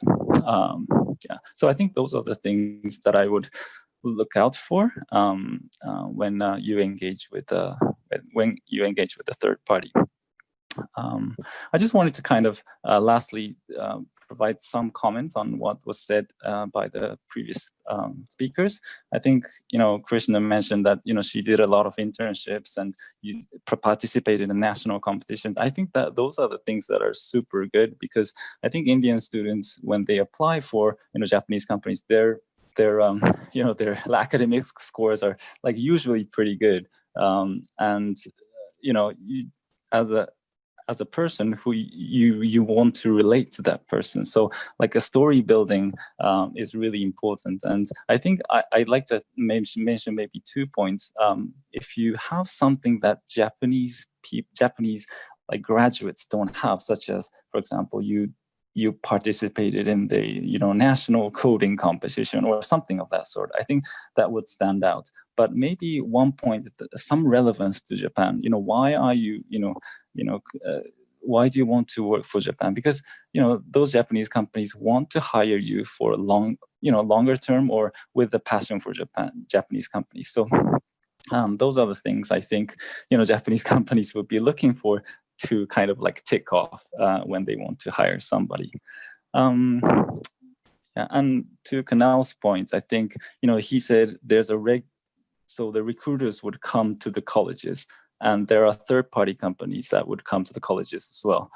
If you get the regular recruiters of the Japanese companies, I think that's the best route for you. I mean, it's very competitive, but if the company persons are coming to your campus, that means that's a messaging that these companies have the capacity to do that, and they have the willing to do that. So it's most likely that they have a good system in place to accept you and onboard you into the Japanese culture.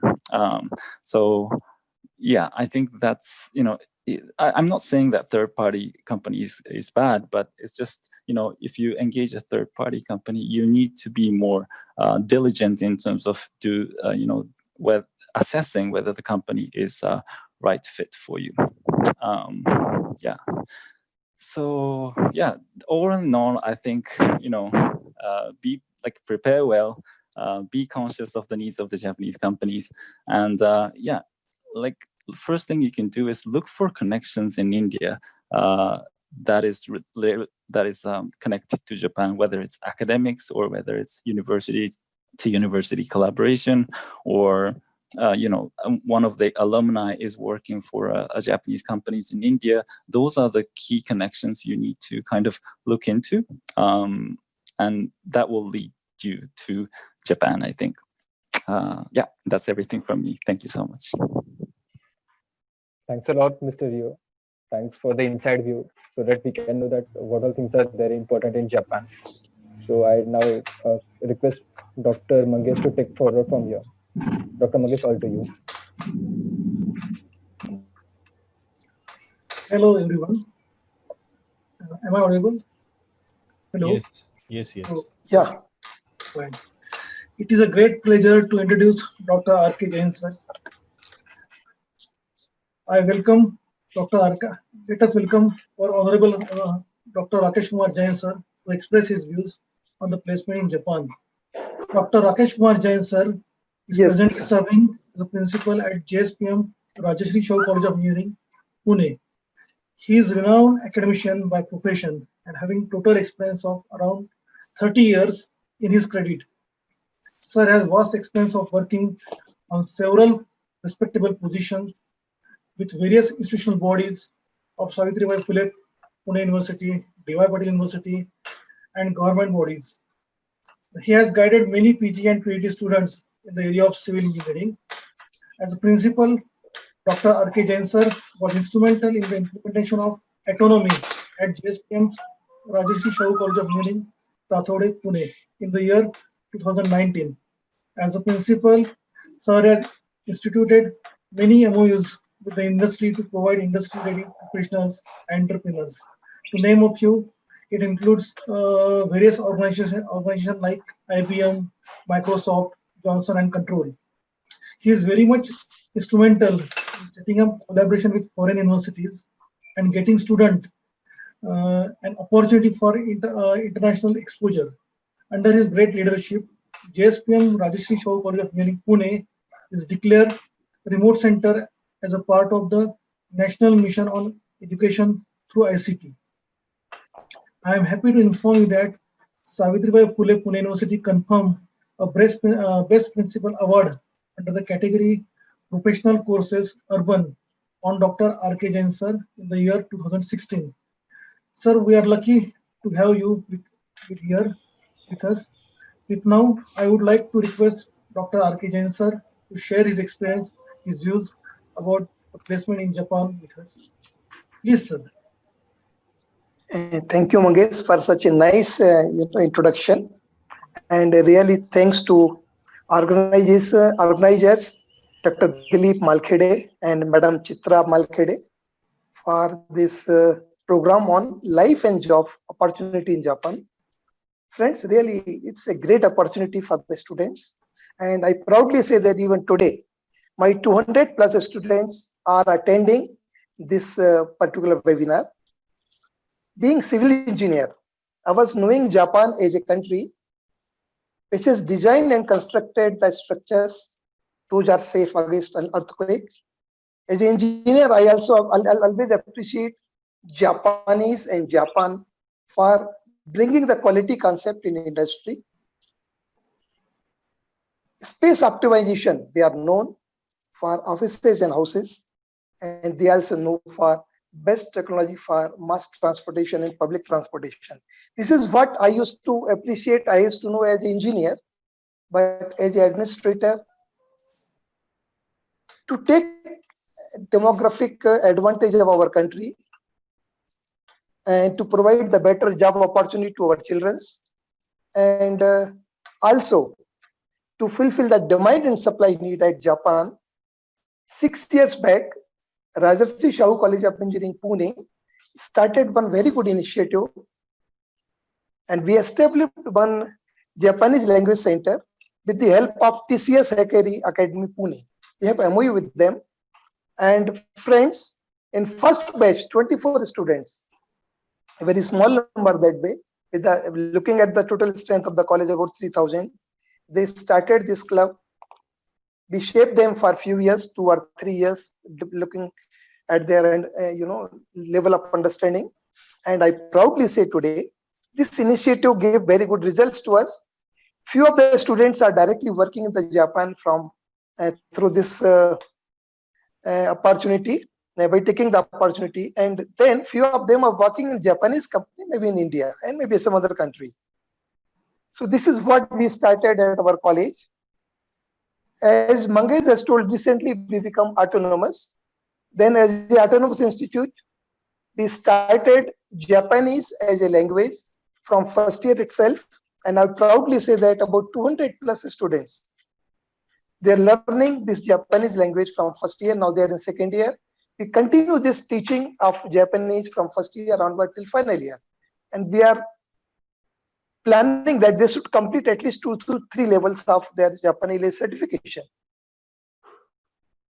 So this is what we are doing for our students, and outcome of this the 6 years of work is now, last year we have more than 20 Japanese companies visited the college directly or maybe through third party, and many students got the job opportunity.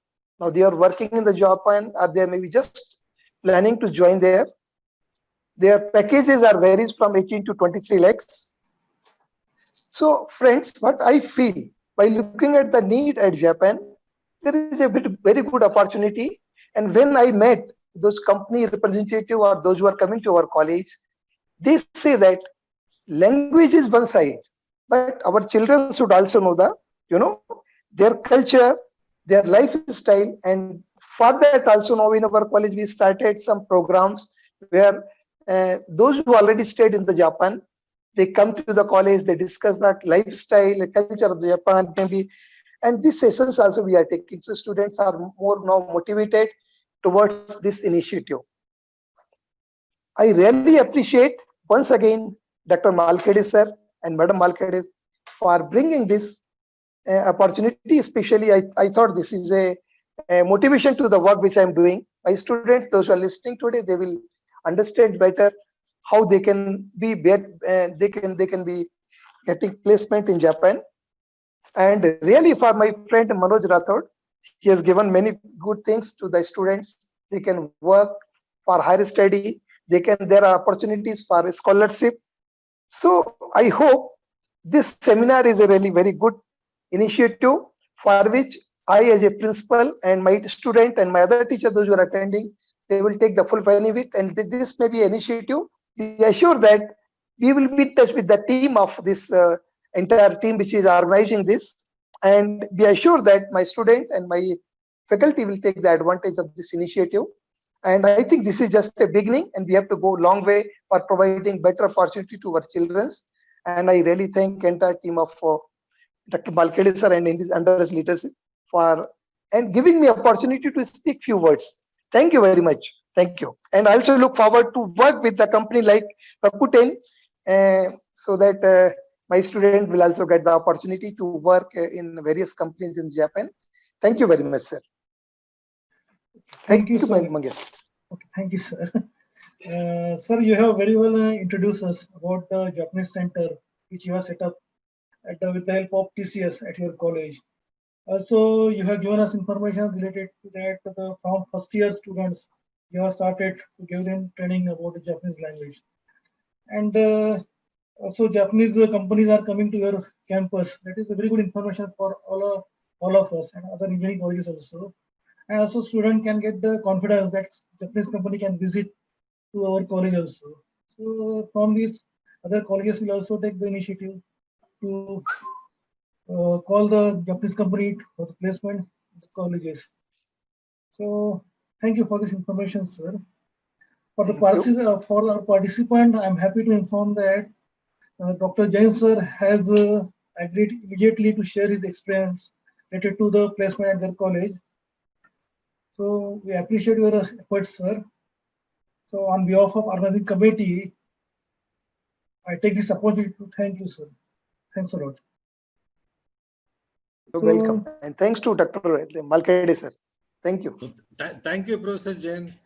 It was a wonderful Thank you. talk Thank given you. by you, and I know your efforts you are putting in for placing the students in Japanese companies are very, bringing Yes, now sir. results. I think your efforts, our efforts will help the students in the region. Yes. So this Thank you. is a beginning Thank you. of working together now. Yes, sir. Thank you, Yeah, sir. Thank you. thank you. Okay, we'll work together, sir. Yes, thank you. okay, well,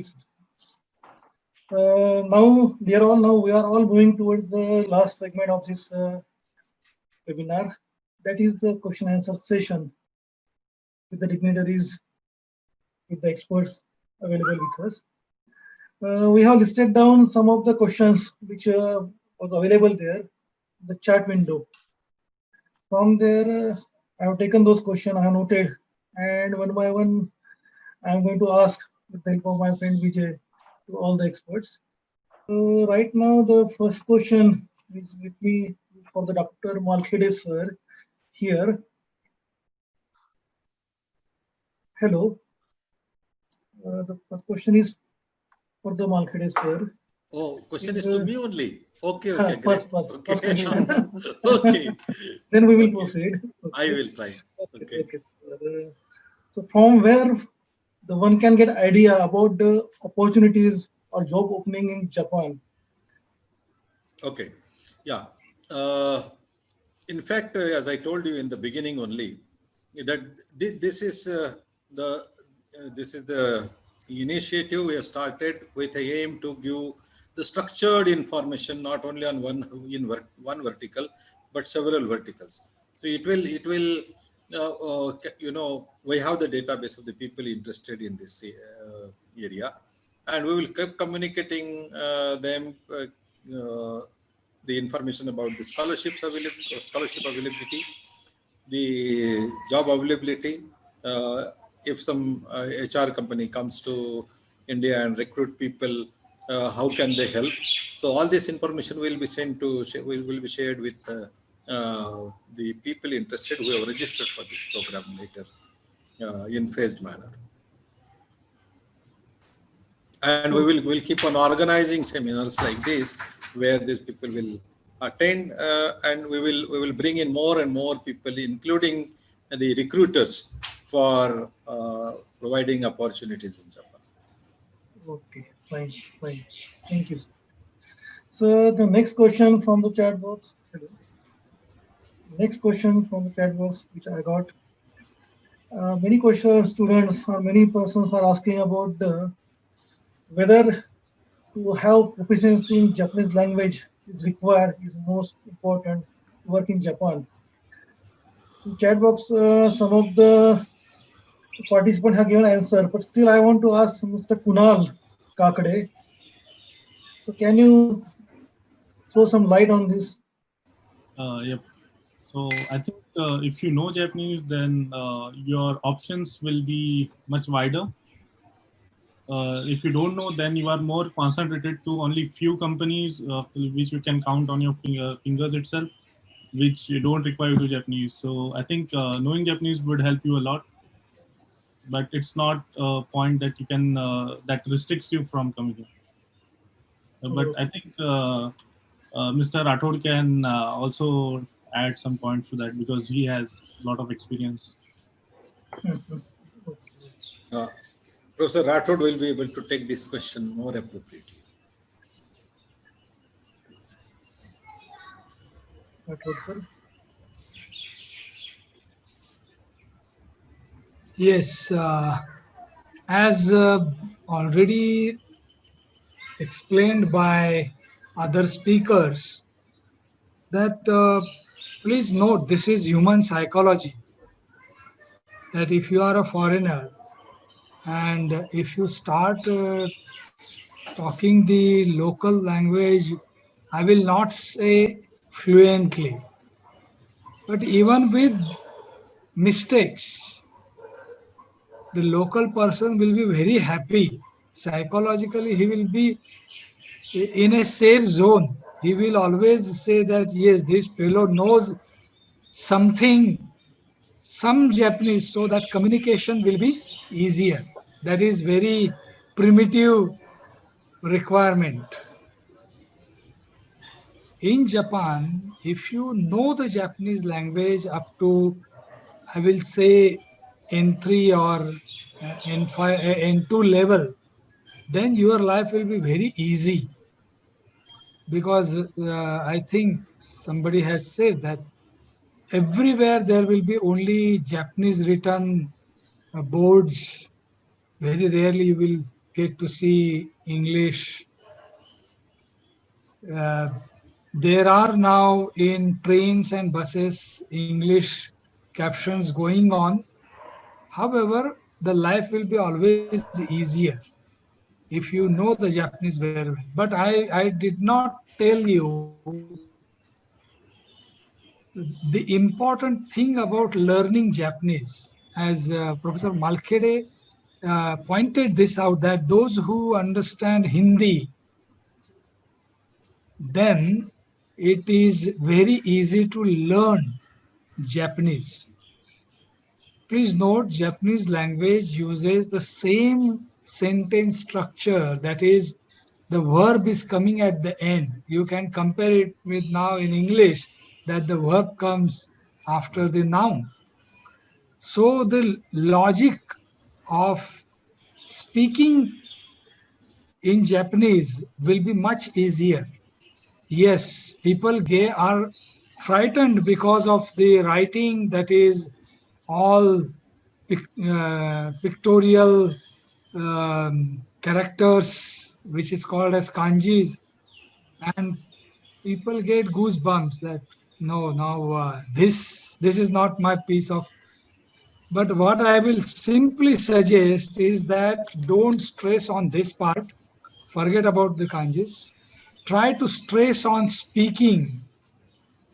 Speaking Japanese is much easier, and nobody is going to test you whether you can write Japanese or not. But they will be more happy to know that whatever I am talking, the person is in a position to understand it.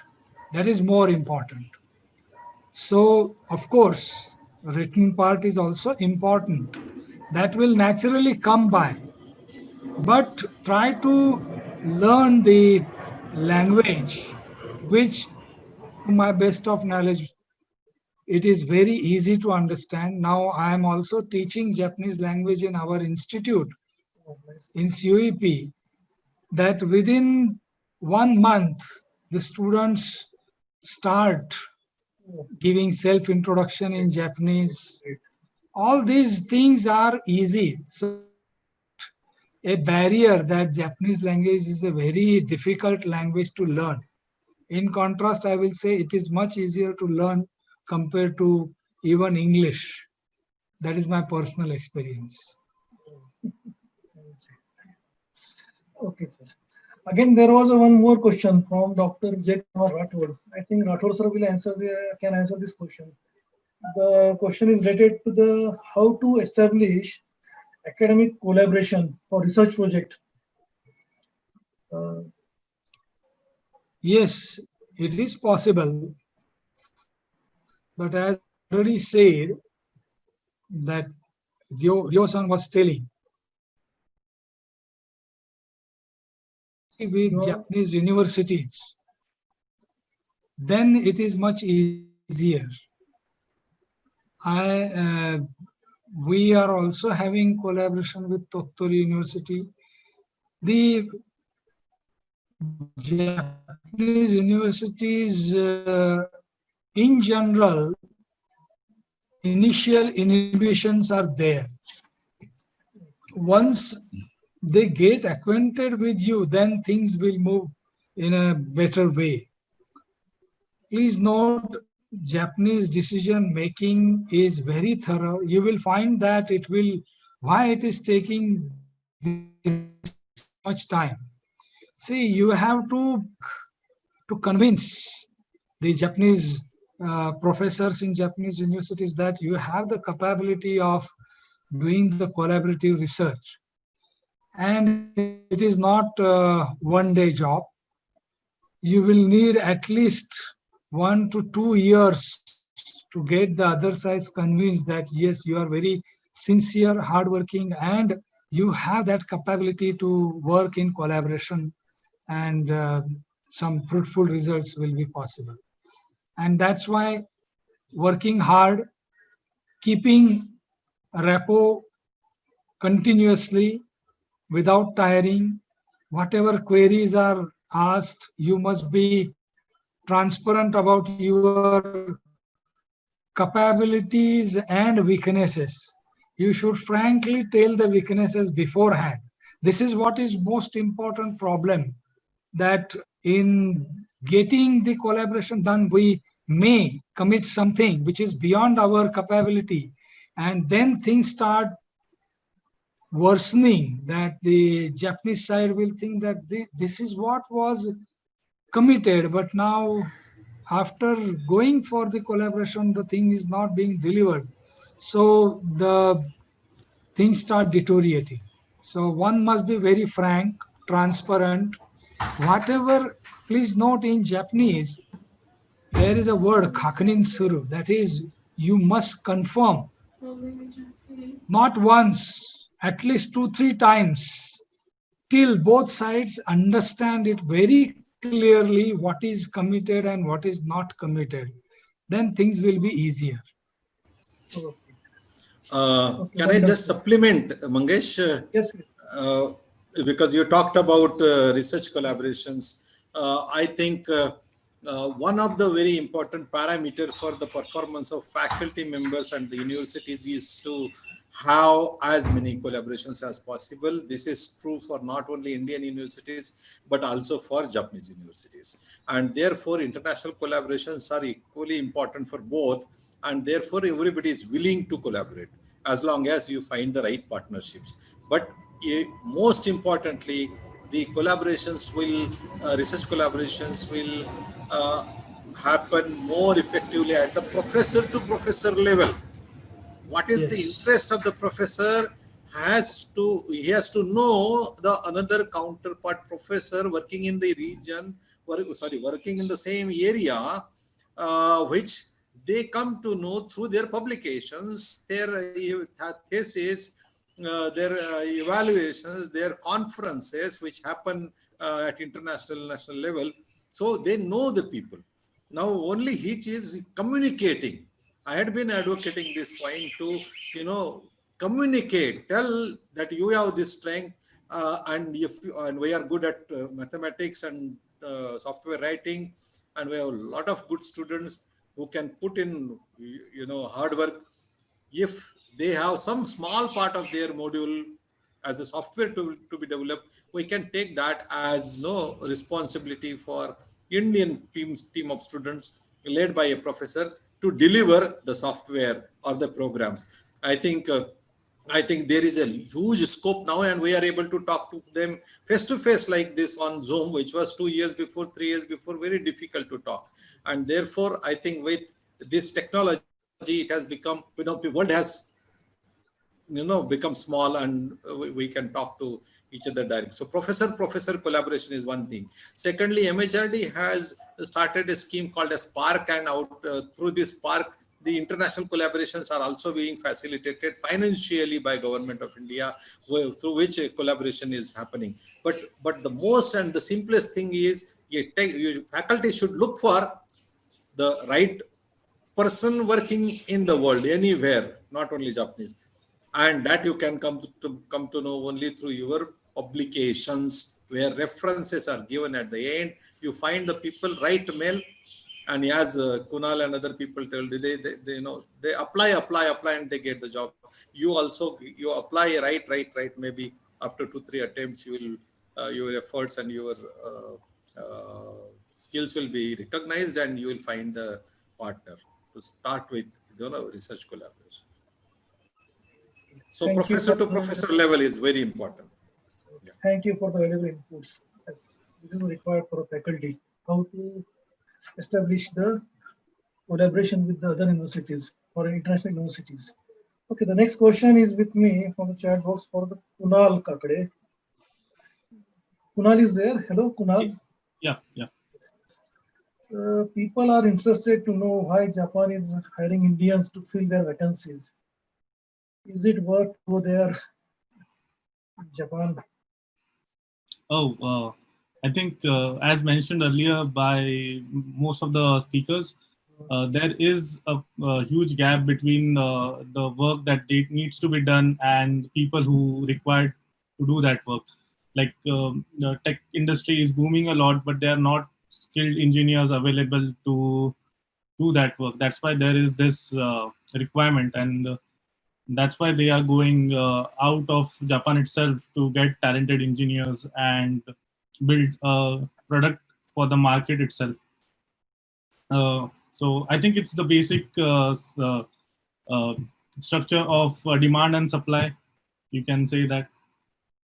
Yeah. Okay, okay, fine, fine.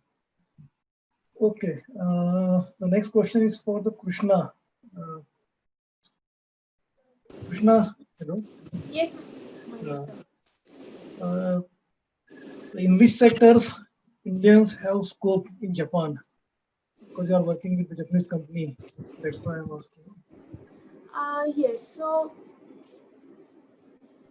uh, I would like to say that if a person uh, is having fluency in Japanese, there are a lot of options in different sectors. Like I have met people who are working in Toyota, Nissan, who are mechanical engineers. I'm not very sure about civil opportunities in civil sector, but yes, Japanese would really expand your uh, options to different sectors. Yeah. Now, there was questions from Kushal Loda that how electrical engineers can get scope. There are scope about the mechanical engineers.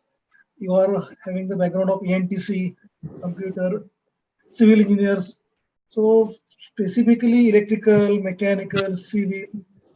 Uh, so which branch is having more scope in Japan? Uh, as you might know that Japan's automobile industry is already very advanced. Toyota is almost number two at the in the world ranking. So yes, mechanical have a lot of career opportunities, and IT obviously because the sector is now getting more and more attention because it's a growing sector in Japan.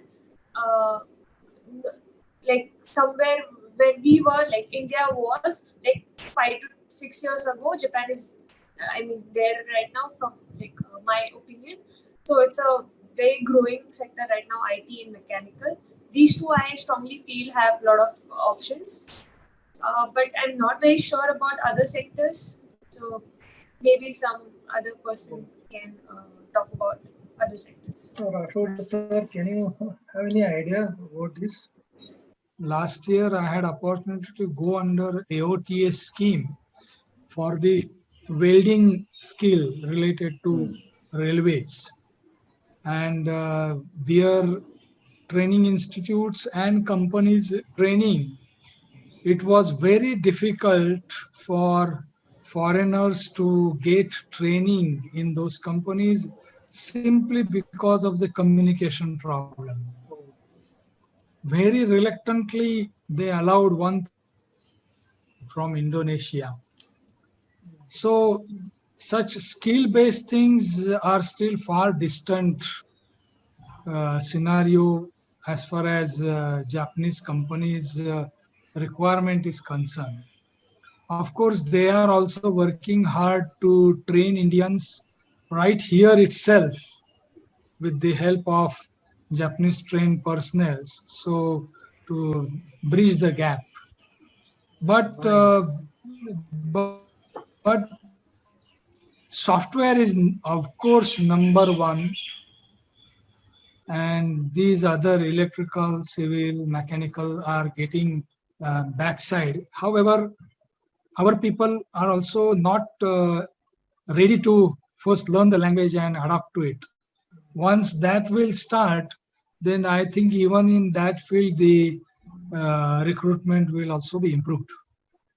Okay, thank you, sir. Thank you.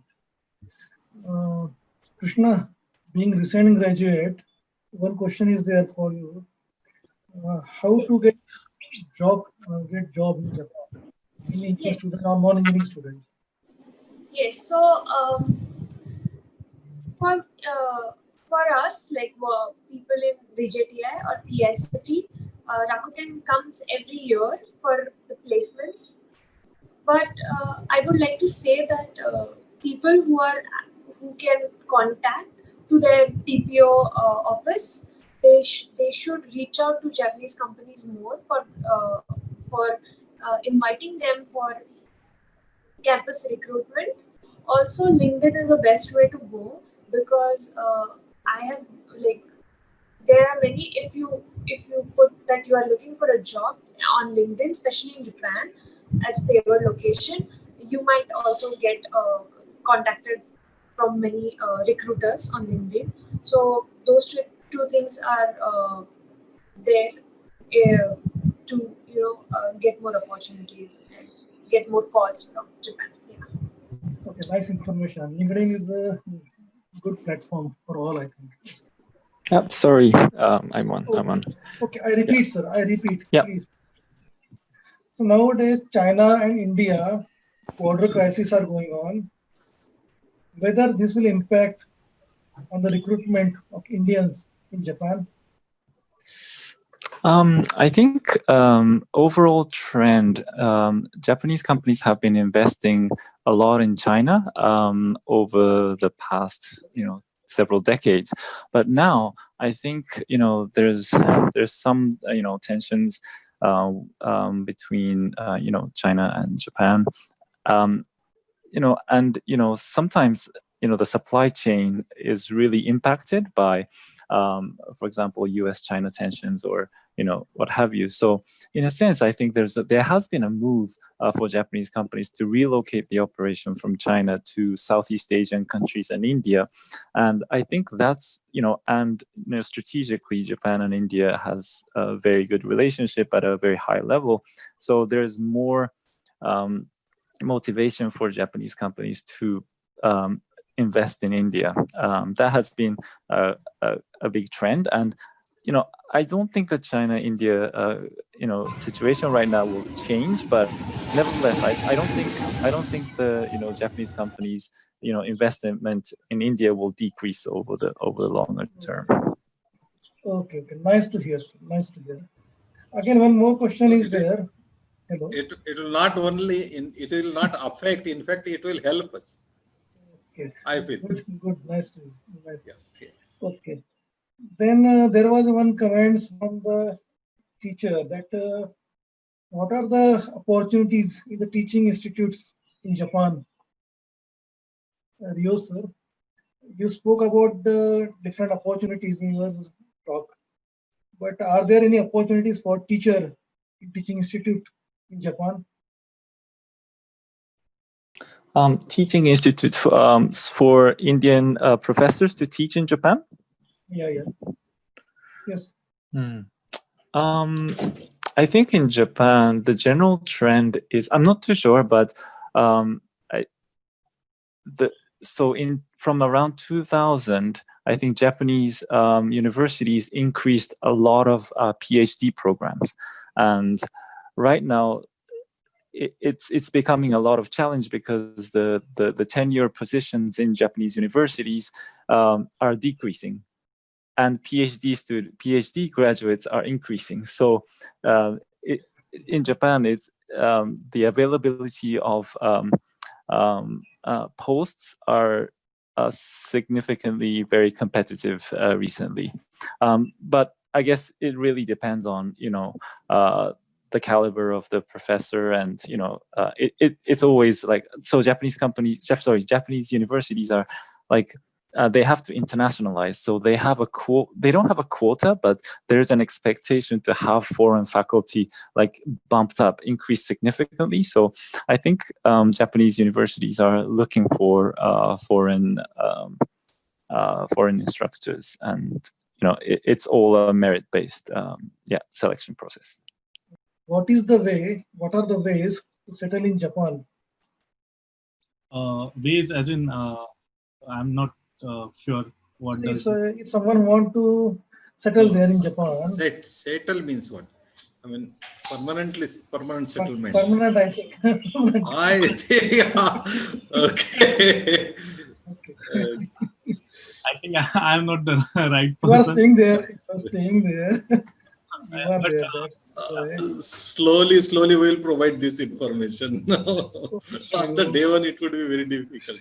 But let us plan for 3 years to 5 years of career there, and then just one thing that the days were there that in Japan the settlement or living permanently was very rare opportunity. But now that trend is gradually changing. Japan government has also to some extent relaxed the rules.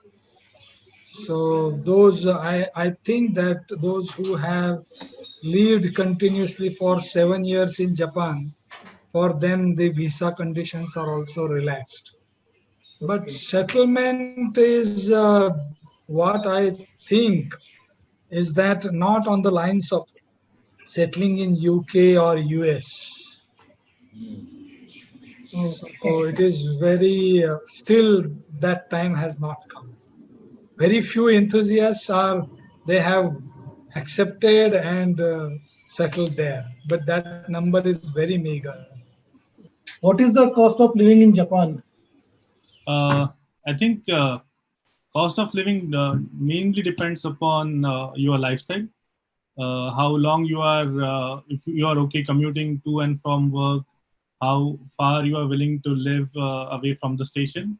But I think depending upon your salary, you can always save something and then spend it on yourself, and still you are left with some amount to spare. So yep, so it's manageable. Like you don't have to be very strict with your things to In Indian rupees, can you tell how much I think saving is possible? US, the prices of things are quite similar to that of the US. Like surely compared to India, it's quite expensive, but it's quite similar to that of the US. So you can get an idea like how much does it cost or those things. Kunal, I will reframe the question. Okay. Suppose a fresh graduate passed out goes to Japan, get a job, and plans say 3 years of career there. Okay. Now in 3 years, when compared to his working here in India, how much he would have saved in India, and how much he will save in Japan at the end of the 3 years? Is if you can give just broader numbers. I would say Would he be? I think he would have saved a lot compared to his Indian counterpart. So like maybe twice as much. Twice as okay. Yeah. Okay. Okay. Now you are interacting with the Japanese people there, and we know here in India also we are very much reluctant to go in other city also, other state also. So now, what is your opinion about the general mindset of common Japanese person to look towards an Indian person? Okay. Yeah. So as mentioned earlier by Professor Rathod, also Japanese people really like Indians. Like when they think of an Indian person, the first thing came to their mind is curry, I guess. Like they have a very like a very weird shape of a naan here, and whenever you talk to somebody, the first thing they ask you is they start speaking whatever Indian words they like, no, like namaste or curry and those things. So they are actually like when you make them comfortable around you, they are quite friendlier. they like to chat a lot when they are quite comfortable. Even if they don't know English very well, they still try to communicate with you in their broken English. So they are actually quite friendly person. I think the people living in Tokyo are quite how can I say, serious. Like they don't actually try to talk with a stranger. But outside of Tokyo, like Osaka or Kyoto, they are much more friendlier. They will come to you and ask questions like where are you from and those things. Okay, okay. So like in India, we can say that. Yes, Like yes, in yes. India, city people are. Similar feeling I am also having. So, what are the risks to consider when focusing on a life or career with Japan? What kind of risks is the question? Yes. Let's see. I think the career, well, it depends on like what your objective is. Whether you're thinking about long-term career in Japan or like 3 years in Japan and coming back to India and building your career on top of it. It's I'm not too sure. Like I hear very good stories. For example, like with the for example, if an Indian young engineer goes to Japan, works on a very interesting project with a large corporation that has the capacity to, work in a team with a foreign person. I hear very good stories, and obviously Rakuten is one of the companies. But I also hear like some of the companies are not well equipped. So in a sense, I think it's a balance. I think when you think about a career abroad, I think Japan could be one opportunity, but definitely look for others as well. And if you really have the passion to to work in Japan through other like hobbies or language or friends or what have you, it really would help you if you know the language well. So I think with companies like Rakuten or like very established ICT companies, I think you don't need the language and you get the exposure that you can bring back to India and apply it. Obviously, Indian ICT companies are sometimes much better than Japanese, but that's okay. But if you're really passionate about working in Japanese organizations, then I think the more you have the language ability, the more you can integrate, the more you're happy. Yeah, I think the more achievements you can get in Japan, and so I think it's about how much you're willing to invest in a career in Japan. I hope that answers the question. Yes. You have answered the question. You also spoke about the various ways to get a job in Japan also. But now, can you brief few steps in nutshell that any Indian can take to land a job in Japan? I think, let's see.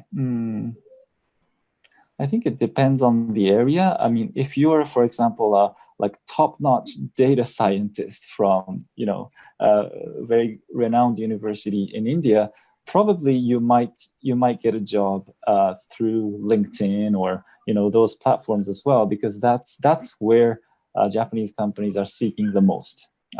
That's one. If you're in a different field, different disciplines, I think it makes sense to start from where you are, because I think there's a lot of companies in that are based in your region, and I'm pretty sure a majority of the companies come to campuses recruiting. So that's where you create connections with the companies, and I think that's the first step for you. So please look around. If you're in a university, please look around to see Japanese information. Talk with a professor who might have research collaborations with Japanese companies. For example, like Pune, Maruti Suzuki is there. So I think there's a lot of research collaboration happening there. So just look around, and I think if you look around, I'm pretty sure there is third-party agencies as well. So if you talk to third-party agencies, they will tell you which are the categories of engineers or like a humanities or arts person that Japanese companies are looking for. So those will be the signs for you to see whether you're a good fit or not for what the Japanese companies are looking for. Thank you, Rio, for giving valuable insights, the methods how to get a job in the Japan. Dr. Vijay is there. Hello.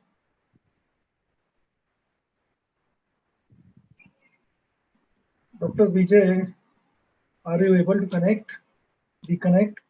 I think Vijay sir is still not audible. I think most of the questions, we have taken all the variety of questions. I think I would like to ask one question to maybe to Krishna or whoever, like Kunal, whoever wants to answer this. People are asking that if I am a vegetarian, then what kind of problems will I face for food in Japan?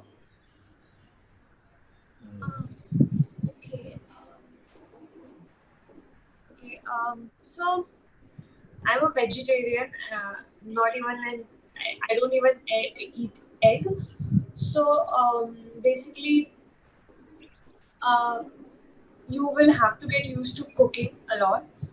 There are Indian stores across Tokyo, from where you can get Indian raw materials like your dals and rice, everything. You can also get it from India as well. But yes, you will have to cook for yourself. Rakuten actually provides Indian vegetarian food for lunch. So you only have to take care of dinner. Similarly, you can find some companies that also like provides lunch or dinner as such. But yeah, cooking will be an integral part if you are a vegetarian, because you can eat outside at Indian restaurants, but there's a limit to that. Not every day you can spend so much, or you'll easily get bored of outside food for a long time. I hope that answers the question. Yeah. Anyone? I would like to question one question to Kunal because he has been staying in Japan since many years. I have received many questions, many calls from yesterday from graduates from arts, commerce, and basic sciences. So, what are their chances to get placement in Japan if they know the Japanese language?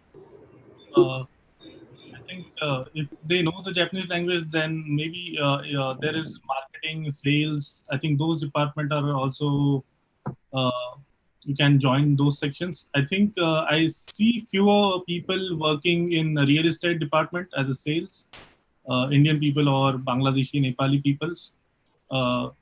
So maybe I'm not really sure about those sections because I have never interacted with that part of the spectrum. So I am not the right person for that. Even yesterday, one call came from banker. He also asked me, is there any chance for him to go to or to placed in Japan?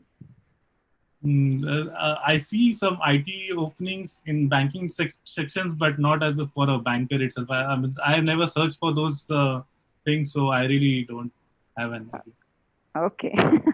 Sorry. So over to Sonal sir for the vote of thanks. Am I audible? Yeah. Thank you, Chitra madam. It is a great privilege to to extend the vote of thanks on this important occasion on talk on life and opportunity in Japan. First and foremost, I am very much thankful to respected Professor D.N. Malkhede and Professor Chitra Malkhede. Despite a busy schedule, they have taken initiative and organized such an informative and wonderful webinar, which is helpful for students, job seekers, and the researchers of any educational field. Secondly, I am very grateful to all distinguished speakers for sparing their valuable time, and thankful to Mr. David from Accenture Tokyo, Japan, Ms. Krishna from Rakuten Bangalore, Mr. Kunal from Rakuten Tokyo, Japan, Professor M.J. Rathod, Professor CUP Pune, Mr. Ryo Takunaga, who is working in Canadian Embassy in Tokyo, Professor R.K. Jain, Principal JSPM Tathawade Pune, for their guidance and motivating to the audience. I believe today, in real sense, we have celebrated the Guru Purnima. I hope many participants will be benefited from this webinar and start preparing to grab the opportunities in Japan. This webinar would not have been organized without the support of organizing team, which includes Professor Mangesh Thakre, Professor Vijay Mane, Mr. Ruturaj Devulkar, Mr. Manas Gawale, Mr. Nitin Chopra, Mr. Prasanna Dange, Mr. Surat Tamburi. All broadcasting responsibility of this webinar through the Zoom and YouTube platform was handled by Mr. Rushikesh Malkhede. A special thank to Mr. Chandrakant Vanare and Mr. Kunal Kakade for their full support, which was very much appreciated.